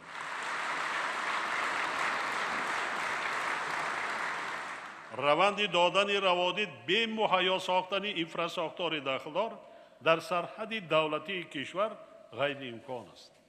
از این رو تمام گذرگاه های سرحدی جمهوری تاجیکستان باید به شبکه یگانه پیوست کرده نظام اداره کنی تکمیل داده شد. حکومت مملکت وظیفه‌دار کرده می شود که مسئله مذکور را در مدت 2 ماه حل و فصل نماید. با کمیته رشد سیاحی سپارش داده می شود که برای انکشاف نمودهای گوناگون سیاحی، تأسیس اینفراساختار ضروری، آماده نمودن مواد اطلاعاتی و خط‌سرهای نو در موضع‌های گوناگون کشور، اینچنین تکمیل قانونگذاری تنظیم کننده فعالیت ساحه، چاره‌های ضروری اندیشیده لایحه استراتژی رشد سیاحی را برای دوره تا سال 2030 آماده و برای بررسی به حکومت مملکت پیشنهاد نماید. یکی از مسائل حل طلب برای رشد سیاحی در کشور بلندبرداشتن سطح و صفت خدمت رسانی و مسافرکشانی از جانب شرکت هواپیمایی دولتی تاجیک ایر و کارخانه واحد دولتی راه آهن تاجیکستان می باشد. گونه فرسوده شدن پارک تکنیکی، نامکملی ساختار اداره کنی و وضع دشوار مالیوی سد راه انکشاف ساحه‌های ذکر شده گردیده است. 2 طیاره دارند. شماره کارگرها چگونه در زمان شماره‌ای بود 600 نفر ایستاده است. نه خودم ما کرده میتوانیم، نه صاحبکاران شرکت‌های بزرگ رو دعوت میکنیم که در این ساحه سرمایه‌گذاری کنند. ضرور میشمارم که جهت نوسازی تکنیکی شرکت و کارخانه مذکور و به این وسیله بلندبرداشتن سطح و صفت خدمت رسانی و مسافران، واردات هواپیماها، لوکوموتیوها و واگن‌های زمانوی مسافرکش پره از پرداخت باج گمرکی و انداز از ارزش علاوه شده آزاد کرده شود.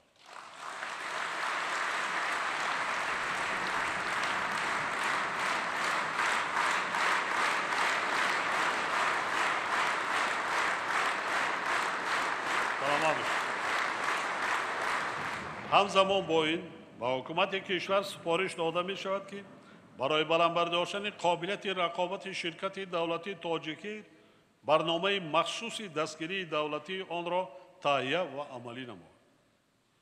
با مقصد ترقی دادن ساحه سیاحی، معرفی شایسته امکانیت‌های سیاحی مملکت و فرهنگ ملی در عرصه بین المللی، اینچنین جلب سرمایه به اینفراساختار سیاحی پیشنهاد می‌نمایم که سال 2018 در کشور سال رشد سیاحی و هنرهای مردمی اعلام کرده شود.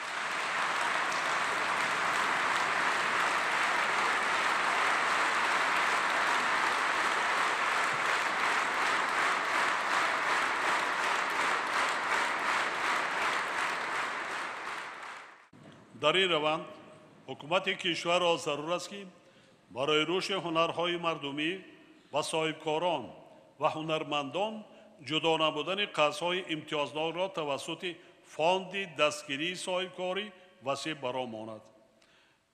ما مبلغ‌های زیاد داریم، لیکن مبلغ‌ها اسکوب کرده نمی‌شوند.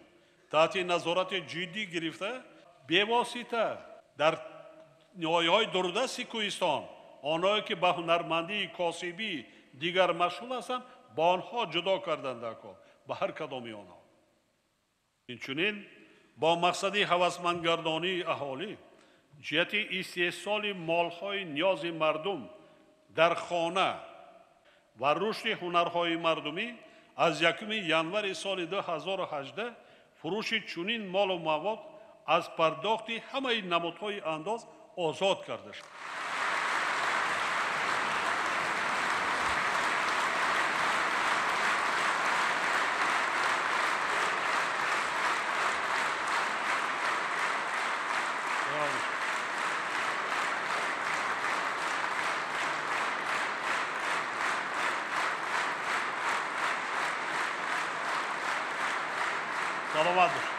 سلامت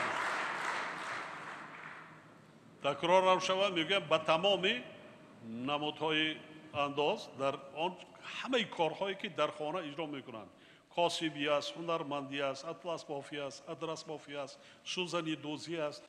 کارمندان ما هست یک هنرمند دیگه توقع در خانه وای میکنه بازار همون زمان آمده انداز اسپار. حالا که جایهای میلیون ها انداز ها پنهانی رفته ایستاده است. انا همین ساحه، همین راه یکی از راههایی هست که ما سطحی کم بیزاتی را پس میکنیم و مردم را سفربر میکنیم با کار، با جای کار. هنرمندان خیلی زیاد هستند.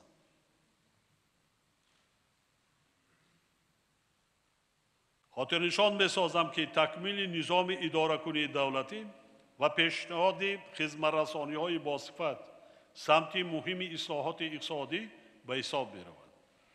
حل موفقانه مسائل رشد میماده کشور پیش از همه با ثمرناکی نظام اداره کنی، برام برداشتن مسئولیت خدمتچیان دولتی، برطرف نمودن مانع‌های صنعی و تأمین شفافیت فعالیت مقامات دولتی علاقمند می باشم. من یک چند مراتبه همین اندیشه را تکرار به تکرار تاکید کرده بودم، حتی در یکی از پیام‌ها. وظیفه جانی اعضای حکومت این صادقانه به خلق و دولت خود خدمت کردن است. یگان وظیفه علاوه دیگر ما نداریم. تکرارم شود، باز میگویم که صادقانه و پاک وجدانانه خدمت کردن ما. پرزیدنت، اعضای حکومت، وکیلان مردمی، تمام خدمتچیان دولتی فونکسیه و وظیفه اساسی و جانی مقدسش خدمت به خلق کردن است.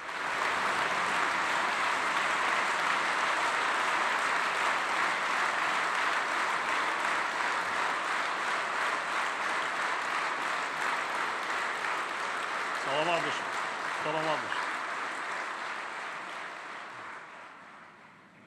از این لحاظ حکومت کشور باید کارها را در سمت تکمیل نظام اداره کنی دولتی و تدریج ادامه داده اساسهای بنقشه‌گیری استراتژی را در سطح مرکزی و محلی اداره کنی تعریضی و عملی نماید.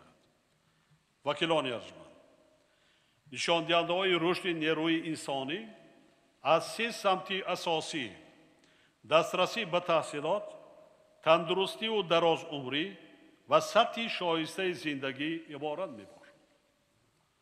حکومت برای بهتر گردیدن وضع در سمت‌های مذکور برنامه‌های دولتی و تدبیرهای علاوه‌ای را عملی کرده در 2 سال اخیر به دستاوردهای نظره صاحب گردیده است.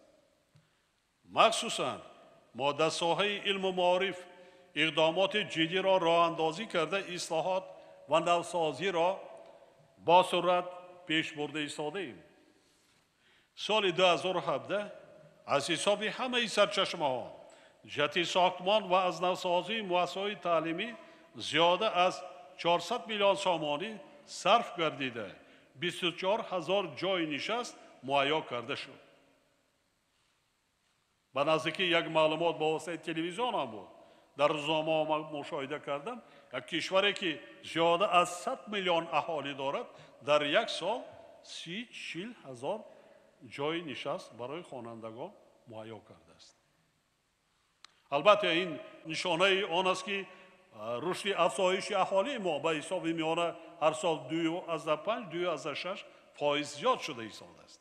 هر سال با تحصیلات بگیم که ابتدایی تنها زیاده از 200,000 مکتب بچگان به صنف یکم میروند.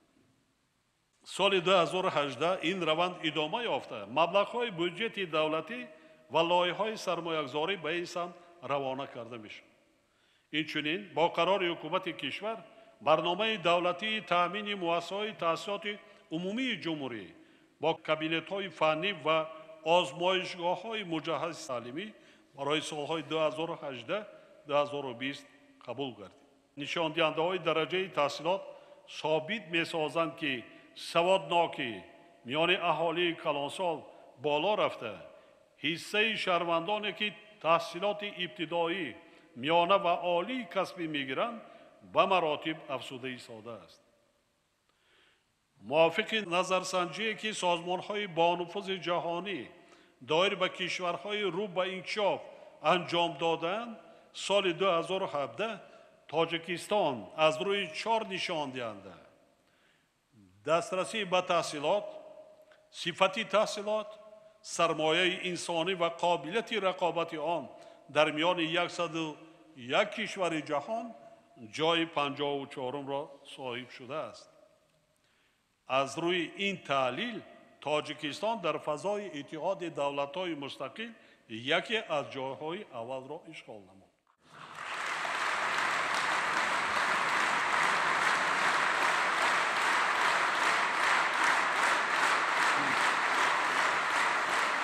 سلامت. البته این دستاورد خوب است، اما ما نباید با این نشان دهنده قانع شده توجه را به این ساحه حیات مهم کم نماییم. برعکس، ما را ضرور است که باز هم زیادتر زحمت کشیده با مسئله تعلیم و تربیت افضلیت بیشتر دهیم، سطح و صفت تعلیم را در همه زمینه‌ها بهتر کنیم. برای تحصیلات با صفت از تمام امکانات استفاده کرده زمینه‌های مادی و تکنیکی مؤسسه‌های تعلیمی را تحکیم بخشیم و ثمره بخشی فعالیت آنها را تأمین نماییم. برای این ما باید نشان دهنده‌های تأمین صفت را در همه زمینه‌های تحصیلات با استانداردهای جهانی نزدیک سازیم. همکاری مؤسسه‌های تحصیلات میانه و عالی کسبی را با سوبیکت‌های بازار مهنت گسترش بخشیم. درجه رشد نظام اینواسیون ملی و نشان دهنده‌های از خودکنی تکنولوژی‌های اطلاعاتی و کمونیکاسیونی را بهتر گردانیم. زیرا صفت آماده سازی متخصصان آینده از همین عامل‌ها وابستگی داشته. امکان می‌دهد که ما در ساحه معارف با نتیجه‌های باز هم بیشتر نائل گردیم. در رابطه با این وزارت معارف و این را ضرور است که جهت بالا بردن سطح و صفت دانش خوانندگان و دانشجویان، آموزش علم‌های معاصر و زبان‌های خارجی، تدبیرهای علاوه‌ای اندیشیده با مسئله بلند برداشتن حس خودشناسی ملی، وطن دوستی، افتخار وطنداری و در رویه انسان پروری تربیت نمودن نسل نورس کشور توجه اولین درجه ظاهر نماید. سرمایه انسانی همچون محرک پراقتدار و پیشرفت اینواسیون و تکنولوژی‌های نو مساعدت می‌کند و بنابراین علم معاصر وطنی باید جوانان را بیشتر به علم آموزی، تطبیق لایه‌های اینواسیونی و تحقیق مسائل اقتصاد رقمی سفربر نماید. مخصوصاً وسعت دادن روند اختراعکاری از خودکنی تکنولوژی اینواسیونی و جاری کردن آنها در استحصالات وطنی وظیفه اولین درجه عالمان کشور محسوب می‌یابد. طبق معلومات از 14,000 پیریخی که در کشور ما به قید گرفته شده است، در دوام 40 سال اخیر با سبب گرمشوی اقلیم 1000 پیریخ از بین رفته است و این روند سالهای اخیر با سرعت ادامه دارد. با در نظر داشت چنین وضع، اکادمی علم‌ها در ساختار خود مرکز آموزش پیریخ‌ها را تأسیس داده، مانیتورینگ دائمی پیریخ‌ها و دیگر سرچشمه‌های آبی کشور را جدی برآورد. همزمان با این مؤسسه‌های علمی اکادمی را ضرور است که تحقیقات را دایر به گوناگون بیولوژی، ثروت‌های طبیعی و زیرزمینی، جستجوی گئولوژی، کارهای باستانشناسی و آموزش تاریخ و فرهنگ ملت تاجیک ادامه بخشد.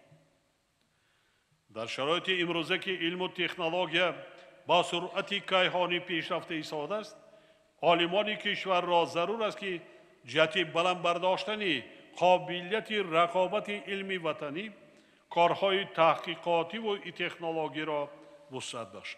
تمایل جهانی شوی فرهنگ به یکی از پروبلم‌های گلوبالی عصر 21 تبدیل یافته. طلبات نسبت به سطح معنویات انسان، تربیت و تشکل نسل‌هایی که وظیفه‌های عظیم بنیاد جامعه نوین در دوران صاحب استقلالی ملت تاجیک به ذمه آنها گذاشته خواهد شد تا رفت می‌افزاید. در این مرحله مهم مقصد و وظیفه‌های فرهنگ بیشتر به مسائل تشکل معنویات، آموزش عمیق تاریخ و فرهنگی گذشته و معاصر خلق تاجیک، بلند برداشتن افتخار ملی و حس وطن دوستی و وطنداری، اینچنین در تفکر مردم و مخصوصاً نورسان و جوانان گسترش دادن احساس احترام و مقدسات ملی و رمزهای دولتی روانه می‌گردد. از جانب حکومت کشور در 10 سال اخیر کتابخانه ملی و آثارخانه ملی بنیاد گردیده. بنای اکثر تئاترهای کسبی و مؤسسه‌های فرهنگی در مملکت، از جمله 2 تئاتر اکادمی در شهر دوشنبه از تعمیر اساسی برآورده، در شهر نایهای گوناگون مملکت بیش از 20 تئاتر و قصر و مرکزهای معاصر و مجهز فرهنگی ساخته به استفاده داده شدند. من حاضر همین شب و روزها با زیاده در 10 شهر نایهای مملکت چنین قصرهای فرهنگی و تئاترها ساختمانشان ادامه دارد.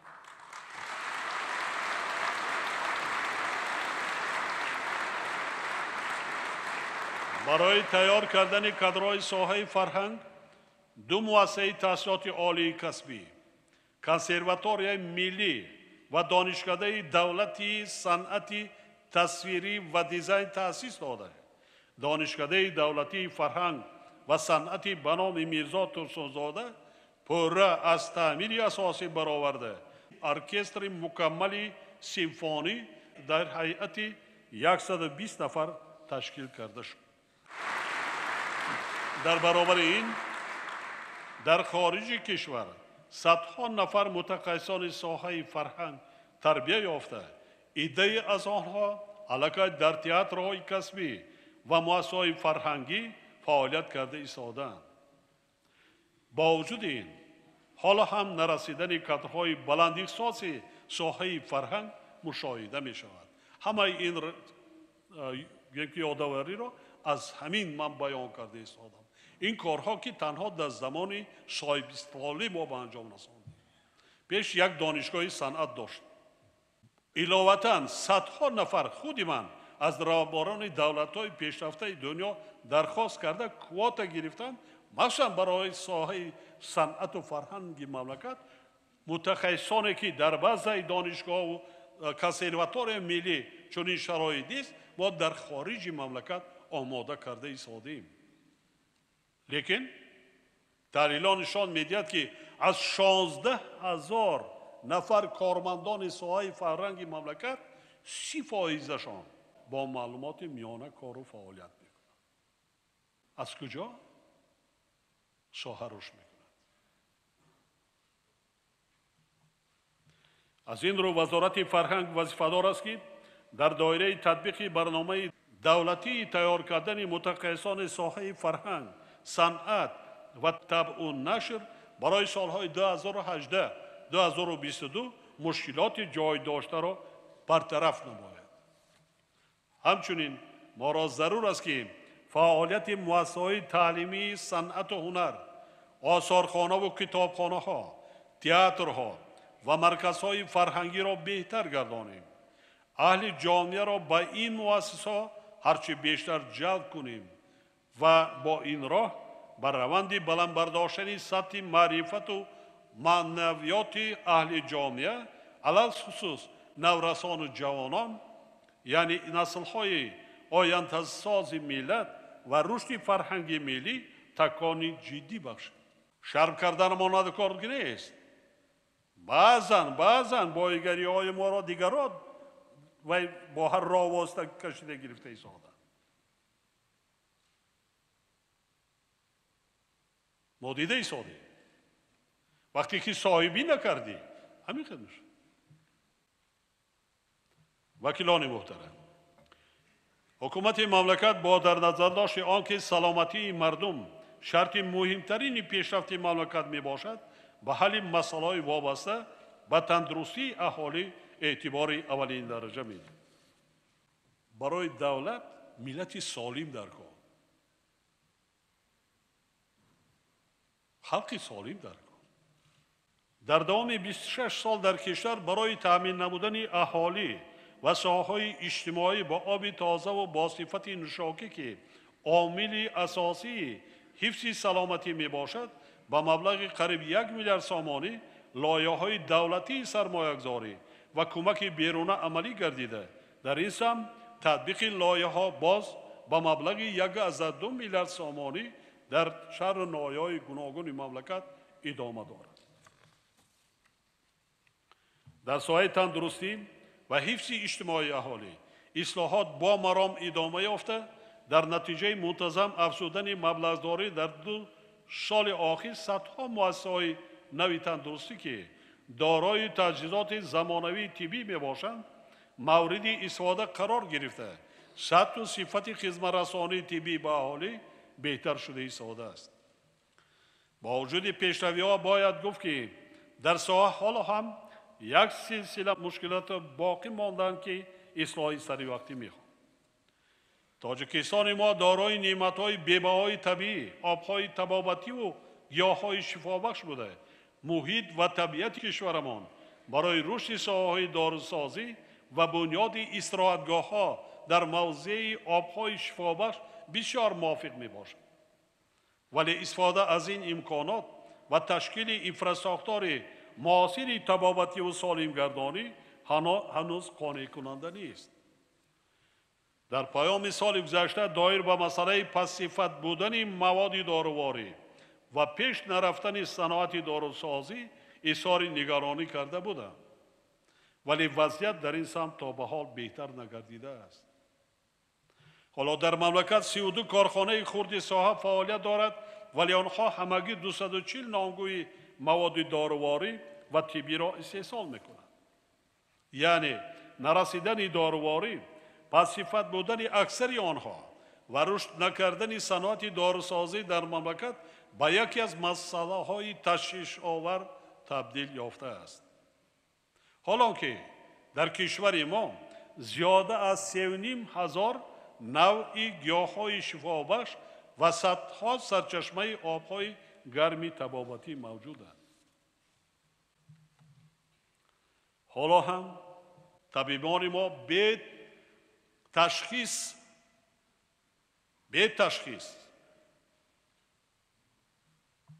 و مریضان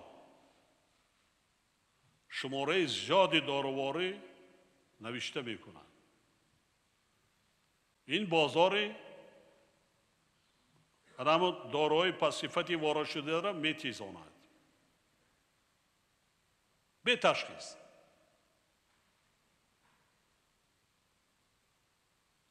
حتی حالا هم مانده است. بعضن که اشاره میکنن با کدام اپتیک رفتن در کار، از کجا گرفتن در کار. با مقصد بهتر نبودن وضع پیشنهاد می نمایم که از سال 2018 واردات تکنولوژی های نوترین برای کارخانه های داروسازی و تجهیزات حاضر زمان تشخیص و طبابت از انداز از ارزش علاوه شده و باج گمرکی آزاد کرده شود.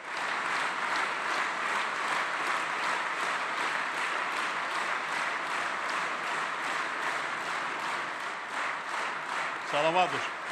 هر سال به حساب میمانه 60-70 میلیون دلار امریکایی داروواری وارد می شود. اکثریت پس‌صفت است و مهلت‌های گذشته.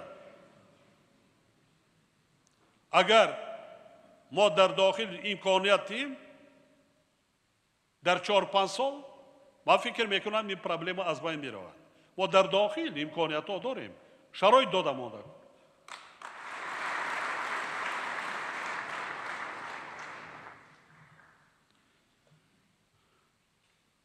ما بر روند سالمگردانی معیوبان، دستگیری اجتماعی طبقه های آسیب پذیر اهالی از جمله کودکان یتیم و بی‌سروان مانده، عائله‌های کم بضاعت و دسترسی آنها به خدمت رسانی طبی و اجتماعی توجه خاص ظاهر نموده. در این سمت همه تدبیرهای سری وقتی را عملی کرده ایستاده. مثلا مبلغ‌زاری خانه اینترنت‌های یتیمان، معیوبان و پیرانسالان در یک سال به یک باشنده 21,000 سامانی و خانه کودکان به یک کودک 15,000 سامانی راست می آید که نسبت به سال 2010 متناسباً 4.5 برابر زیاد می باشد.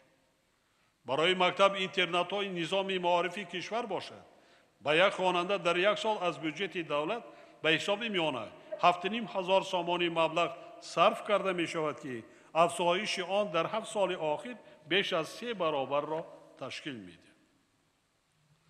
ولی مسئله های وابسته به تیار کردن کادرهای ساحه حفظ اجتماعی، جاری نمودن شکل‌های اینواتسیونی کار اجتماعی و تأمین محیط دسترس برای معیوبان بهبودی جدی را تقاضا دارد. از این رو به وزارت‌های تندرستی و حفظ اجتماعی اهالی، مهنت، مهاجرت و شغل اهالی، معارف و علم سپارش داده می شود که آید به حل مشکلات موجوده چاره‌های ضروری اندیشیده کمبودی‌های جای داشته را اصلاح نماید. در این جاده یک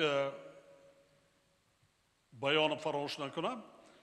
ما باید رابطه وزارت تندرستی، رابطه ساختار و مقامات‌های داخلدار، تربیت و کمک و دستگیری متخصصان جوان، دانشمندان جوان ساحه طب همه طرفه دستگیری کنیم که از جمهوری برآمده نروند.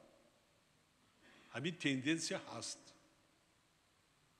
کشورهای خارجی شهروندی داده بر را برده ایستادن برای کی را میبرند؟ متخصصی سطح بلند. اما چنین شرایط برای مردمی خودمان برای چنین متخصصان در داخل کشور مهیا کردن ما در کار است. حکومت کشور به مسئله شغل و تأسیس جایهای نوی کاری دقت مخصوص داده. در این سمت یک چند برنامه‌های دولتی را عملی نموده ایستاده است. سال 2017 135,000 جای کاری دائمی، موقتی و موسمی تشکیل شده است که این شماره مشکلات نرسیدن جایهای کاری را در مملکت حل کرده نمی‌تواند. از این رو ما باید در همکاری با صاحبکاران وطنی و توسط هرچی بیشتر جلب نمودن سرمایه داخلی و خارجی از جمله سرمایه مستقیم، ساختمان کارخانه‌های خرد و میانه و از خودکنی زمین‌های نو را که عامل مهیا کردن جاهای کاری نو میباشند جدی برآمانیم. وابسته به این حکومت وظیفه‌دار است که جهت تأسیس دادن کارخانه‌های خرد و میانه تدبیرهای بی تأخیر اندیشد و در دوام سال 2018 110,000 جای کاری دائمی بخصوص برای زنان و جوانان تأسیس دهد. همزمان با این وزارت‌های مهنت، مهاجرت و شغل اهالی، صنعت و تکنولوژی‌های نو، معارف و علم، کمیته‌های کار با جوانان، ورزش، زنان و عائله، رشد سیاحی، مقامات اجرایی حاکمیت دولتی، ولایت‌ها و شهر و ناحیه‌ها را ضرور است که مسئله شغل اعضای هر یک عائله کشور را تحلیل کرده جلب آنها را به ساحه کشاورزی، کارهای خانگی، کاسبی، هنرهای مردمی، همچنین کارهای موسمی و خدمت رسانی تامین سازند. آن چیزی که من در بالا گفتم، بانک ها در اینجا میتوانند با سیستم برای قرض دادن قرضهای خرد به اهالی، یعنی فعالناکی اقتصادی مملکت اهالی را زیادتر میکنیم. اینا میشود جای کار که آنها به صاحبکاری و تجارت مشغول شد. در برابر این کسب آموزی کلانسارا را برآمانده در زمینه مؤسسه‌های تحصیلات عمومی، ابتدایی، میانه و عالی کسبی مرکزهای کسب آموزی تشکیل کرده شود. با در نظر داشت سهم سازنده جوانان در مملکت ما سال 2017 را سال جوانان اعلان نمودیم. این اقدام در تطبیق سیاست دولتی عاید به دستگیری جوانان نقش نظررس بود. تشبوس مذکور اینچنین برای بالا رفتن حس وطن دوستی، تشکل تفکر جوانان عاید به مسائل افتخار ملی و خودآگاهی و خودشناسی تکانی جدی باشد. باعث قناعتمندی است که جوانان با ننگ و ناموس و با اراده ما همچون نیروی سازنده در معرکه‌های مهم دولتی و جمعیتی فعالانه اشتراک کرده در کارهای آبادانی و بنیادکاری حصه سزاوار گذاشته ایستادند.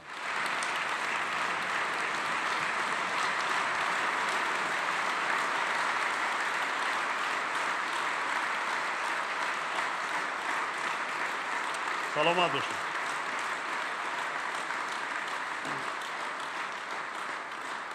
سلامت باشید. در این روند ضرور است که منبع خود جوانان تشبسکار عملهای سازنده در کشور باشد.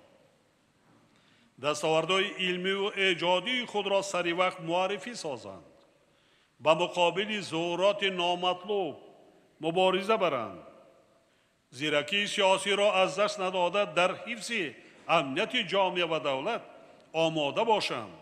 تاریخ و فرهنگ خلقمان را گرامی دارند و برای آبادی و پیشرفت منبع وطن محبوبمان سعی و کوشش نمایند. غمخواری حکومت نسبت به جوانان تنها به سال جوانان محدود نمی شود. برعکس، حل مسائل وابسته به نورسان و جوانان منبع نیز سمت مهمترین فعالیت ما خواهد بود.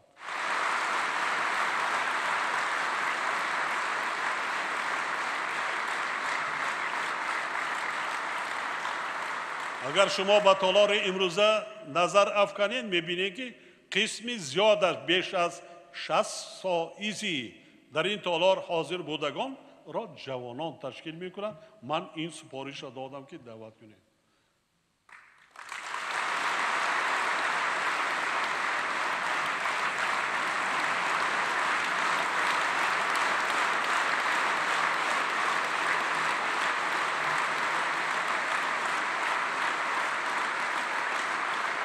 سلامت باشید. سلامت باشید.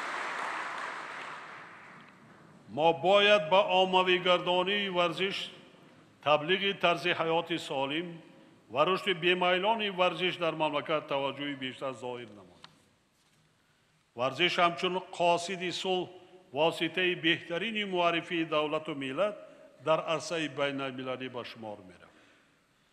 امسال ورزشکاران تاجیک در بسیار مسابقه‌های منطقوی و جهانی اشتراک کرده شأن و شرف وطن عزیزمان را بلند برداشتند که این دستاوردهای آنها تحفه سزاوار به سال جوانان می باشد.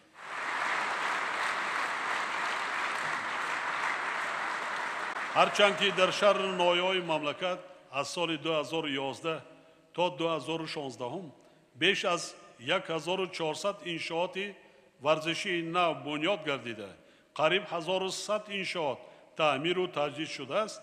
ولی ما باید در آینده نیز به بنیاد میدانها، انشاءات و تالارهای ورزشی و رشد منبع انفراساختاری ساحه ورزش دقت جدی دهیم. امسال تنها در شهر دوشنبه 75 میدان و مرکزهای خرد و بزرگ ورزشی بنیاد گردیده. در اکثر گلگشت‌ها، باغ‌های فراغت و استراحت جایهای علاوه مشق و تمرین ساخته شدند که این همه به عاموی گردانی ورزش و تشویق طرز حیات سالم در بین نورسان و جوانان مساعدت می نماید. رهبریت شهر دوشنبه علاوةً تصمیم گرفته است که سال 2018 در پایتخت مملکت برای نورسان و جوانان باز 90 میدانهای ورزشی و گلگشت‌های نو ساخته تا جشن استقلالیت به استفاده سپارد. در دایره این تشبوس برابران ولایت مختار کوهستان بدخشان، ولایت‌های سغد و ختلان و رئیسان شهر و نایه‌های تابع جمهوری سپارش داده می‌شود که нақшаи чорабиниҳо таҳия карда то ҷашни 30-солагии истиқлолият ҳамаи имкониятҳоро ба оммавигардонии варзиш, ташвиқи тарзи ҳаёти солим ва рушди варзиш сафарбар созанд. зарур аст ки дар маркази вилоятҳо, шаҳраку деҳот, маҳалҳои аҳолинишину деҳҳо якҷо бо соҳибкорону тоҷирон ва дигар шахсони саховатпеша бунёди боғу гулгаштҳо, марказҳои истироҳату фароғат, майдону толорҳои варзишӣ ва дигар корҳои ободонӣ даста ҷамъона идома дода шаванд. ин кори якрӯза нест. то ҷашни 30-солагии истиқлолияти давлатии мо 4 соли дигар зина ба зина, сол ба сол ба нақша гирифтан дар кор ҳар иншооте ки мо бунёд мегирем барои 1 солу 2 сол бояд набошад. чунин тарҳизи намоем, чунин санъати меъморӣ дошта бошад 50-60 сол ақаллан барои мардум, барои наврасон, барои ҷавонон хизмат расонад.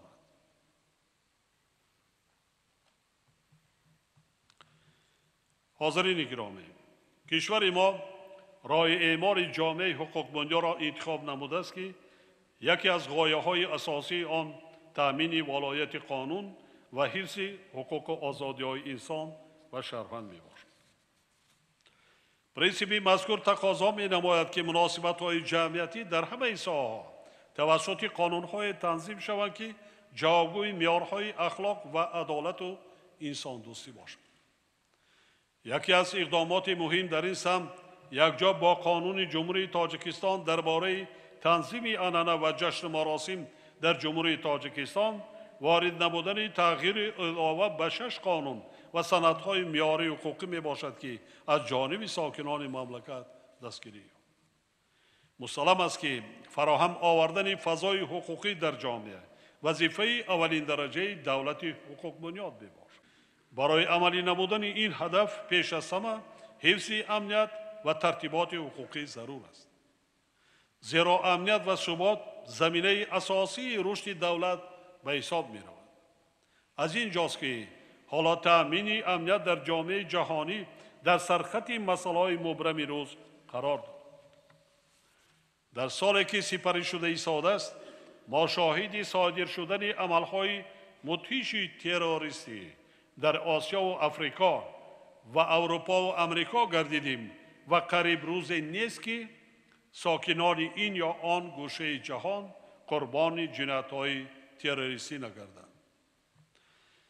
бо вуҷуди чунин вазъ дар арсаи байналмилалӣ то ҳол таърифи ягонаи мафҳумҳои терроризм ва террорист вуҷуд надорад ки ин ҳолат ба истифодаи меъёрҳои дугона ва духурагиву гуногунфаҳмиҳо мусоидат карда истод аст.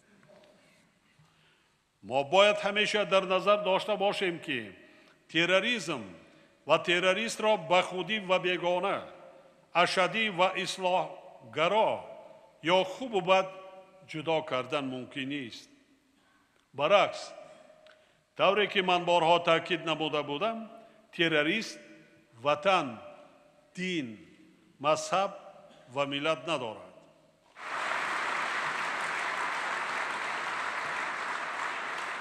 зуҳуроти терроризм ба суботу амнияти кураи замин хавфу хатари бениҳоят зиёд дорад.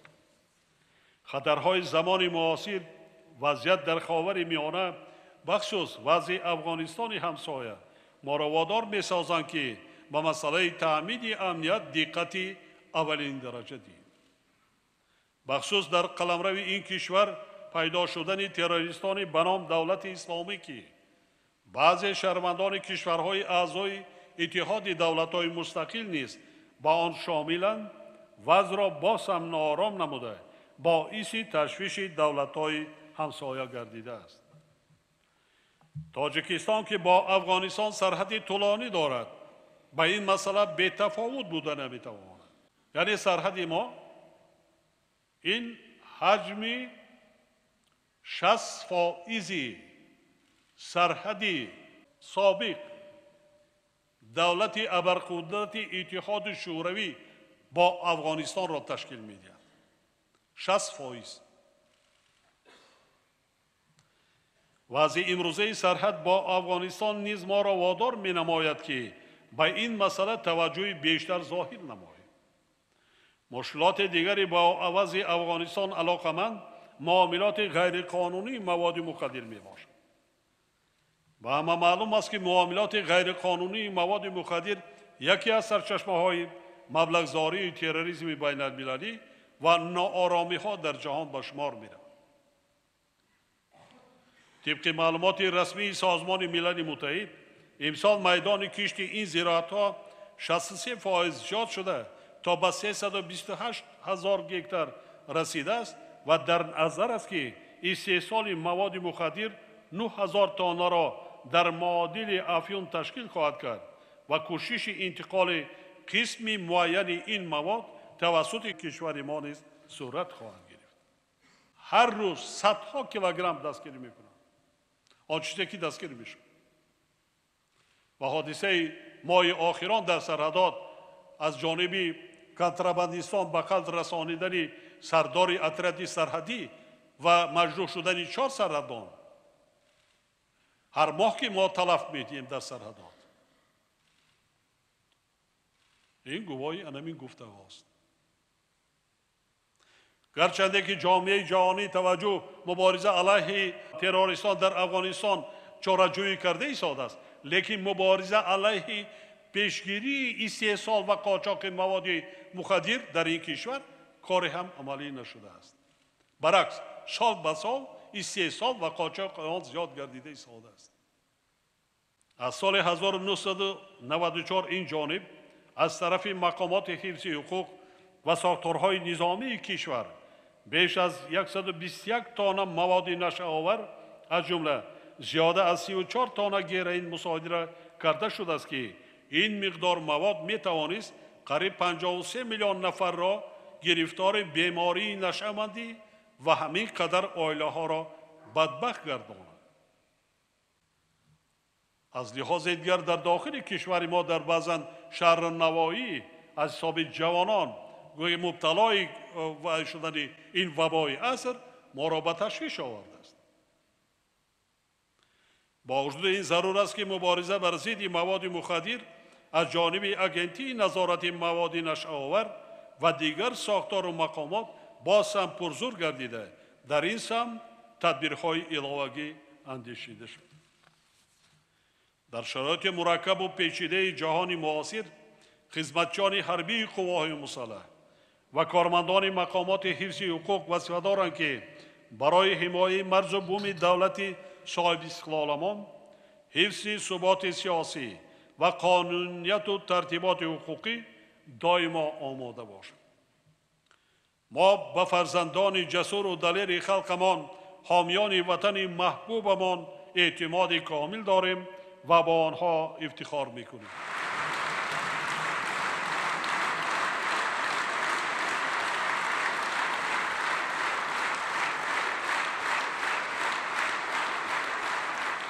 سلامت باشید.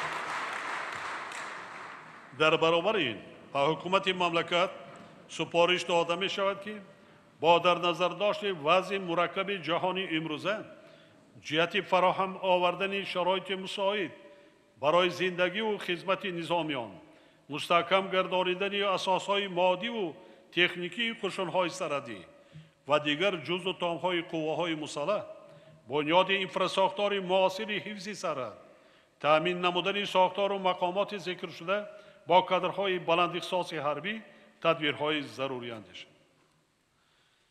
ما دقت ساختار و مقامات دولتی و اهل جامعه را منتظم با مسئله پرزور نمودن مبارزه با کروپسیا جلب می‌کنیم، زیرا با وجود تدبیرهای در این سمت اندیشیده حکومت هنوز هم حالتهای صادرشوی عملهای کروپسیونی کم نیست. سال 2017 از جانب بعضی خدمتچیان دولتی، کارمندان مقامات حفظ حقوق و ساختارهای نظامی صادرشوی جنایت‌های دارای خصوصیت کروپسیونی نسبت به سال 2016 زیاد شده است. از جمله صادر شدن چنین جنایت‌ها از جانب کارمندان وزارت‌های معارف و علم، تندرستی، مهنت، مهاجرت و شغل اهالی، کمیته دولتی اداره زمین و گردیزی، کمیته‌های انداز، کار با جوانان و ورزش، سودها و بانک‌ها بیشتر به خیر گرفته شده است. صادر نمودن جنایت‌های کرپسیونی در مقامات اجرایی محلی حاکمیت دولتی نیز تمایل زیادشوی داشته در مقایسه با سال 2016 25% افزوده است. از این لحاظ برابران وزارت و اداره ها بخصوص مقامات حفظ حقوق، مقامات اجرایی محلی حاکمیت دولتی و خود اداره کنی شهرک و دهات ضرور است که انتخاب و جابجاگذاری کادرها را تنها توسط آزمون برا مانده برای تازه کردن صف مقامات از شخصان تصادفی، رعایت قطعی کادکس آداب خدمتچی دولتی و تطبیق اصولهای مؤثر نظارت داخلی چاره‌جویی نمود. مسئله جدی دیگری که باید مورد توجه دائمی ما قرار داشته باشد، این پیشگیری عامل‌های کرپسیونی در ساحه استفاده زمین می‌باشد.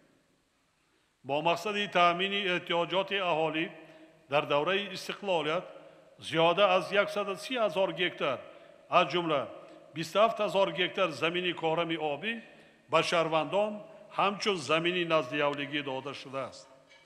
لیکن حالا هم حالتهای تقسیمات غیر قانونی، خرید و فروش و خودسرانه اشغال نمودن زمین از بین نرفته. تنها در دوام 10 سال آخر قریب 1300 جنایت دارای خصوصیت کرپسیونی وابسته به زمین صادر شده است.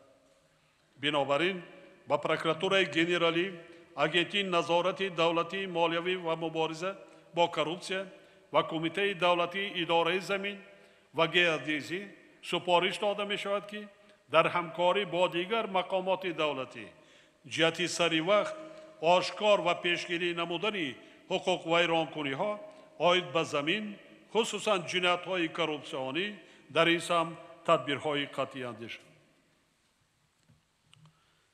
محترم اعضای مجلس ملی و وکیلان مجلس نمایندگان، هموطنان عزیز، تاجیکستان صاحب استقلال حالا به شرافت زحمت خلق صاحب معرفت و تمدن سازش به مرحله نوی رشد وارد شده است. صلح و آرامی، ثبات سیاسی و وحدت و یکپارچگی مردم شهروند تاجیک امکان داد که ما مجرای رشد اقتصادی ملیمان را به کلی تغییر دهیم. برنامه‌های نوی دولتی را قبول کنیم. ساختار دولتداری امان را که اساس آن را پرینسیپ عدالت اجتماعی تشکیل می‌دهد تحکیم بخشیم. اقتدارهای نوی استحصالی را به کار اندازیم. ساکنان مملکت را در تمام فصل سال با نیروی بر تامین کنیم و برای رشد منبعی ساحه‌های حیاتاً مهم کشور شرایط و زمینه مساعد فراهم آوریم. این پیشروی‌ها با سعی و کوشش هر یک ساکن مملکت از جمله کشاورزان و کارگران، متخصصان و مهندسان، آموزگاران و زیایان، جامعه شهروندی و رهبران و مسئولان تمام ساختارهای دولتی به دست آمدند و بار دیگر از اراده قوی، زحمت پیشگی و حس بلندی وطن دوستانه داشتن کل شهروندان تاجیکستان مقدس و محبوبمان درک می‌دهند.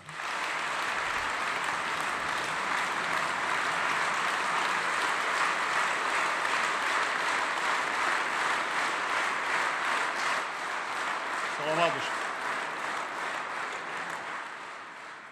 ولی میخواهم مخصوص تاکید نمایم که با وجود همه دستاورد و پیشروی‌ها در نزد ما و شما هنوز هم مشکلات و مسائل زیادی حل طلب قرار دارد.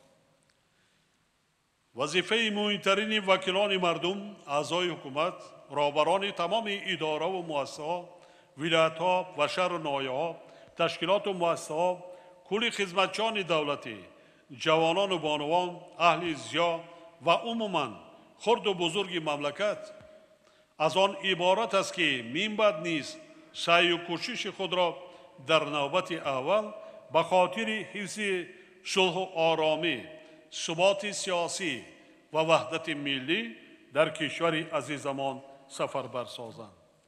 یعنی ما وظیفه داریم که باز هم بیشتر زحمت کشیم با اجرای هدفهای استراتژی ملیمان، تأمین استقلالیت انرژتیکی و استفاده ثمربخش نیروی برق از بنبست کمونیکاسیونی برآوردن و به کشور ترانزیتی تبدیل دادن تاجیکستان، حفظ امنیت آذخواری و دسترسی اهالی مملکت به غذای خوشصفت نائل گردیم.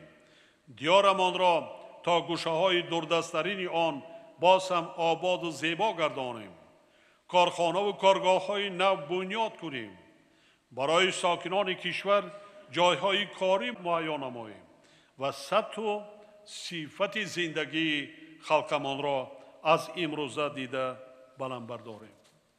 زیرا مردم شریف تاجیکستان حقوق معنوی زندگی شایسته را دارند. سلامت باشید. سلامت باشید.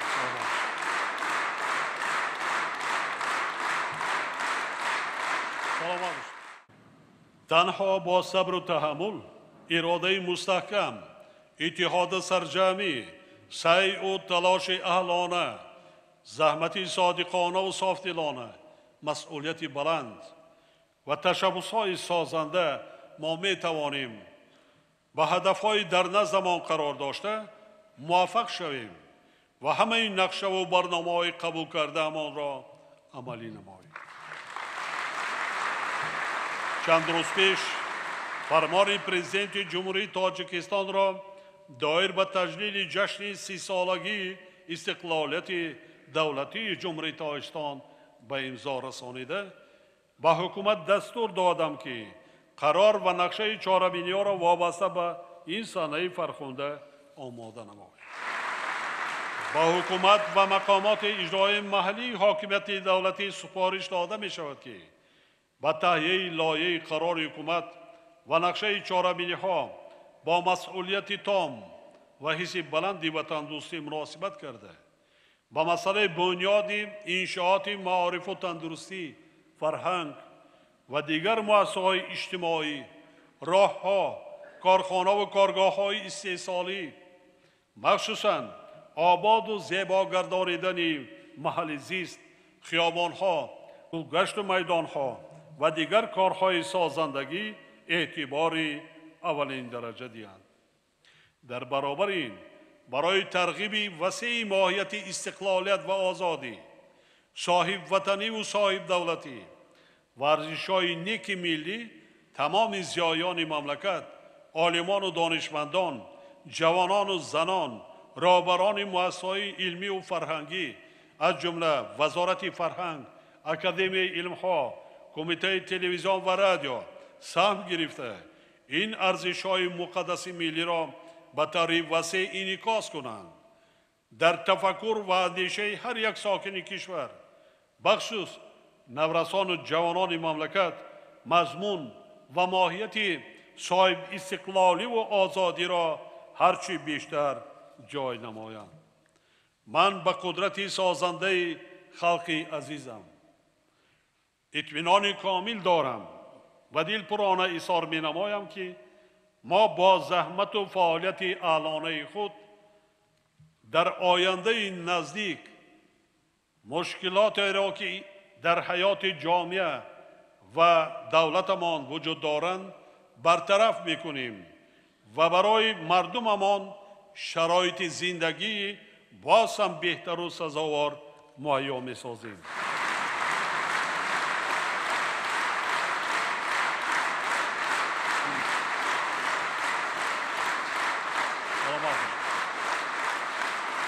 به هر یکی شما وکیلان خلق، حاضرین گرامی و کل مردم شریف تاجیکستان سلامتی و سربلندی، اقبال نیک، خانه آباد و برای کار آرزو می نمایم.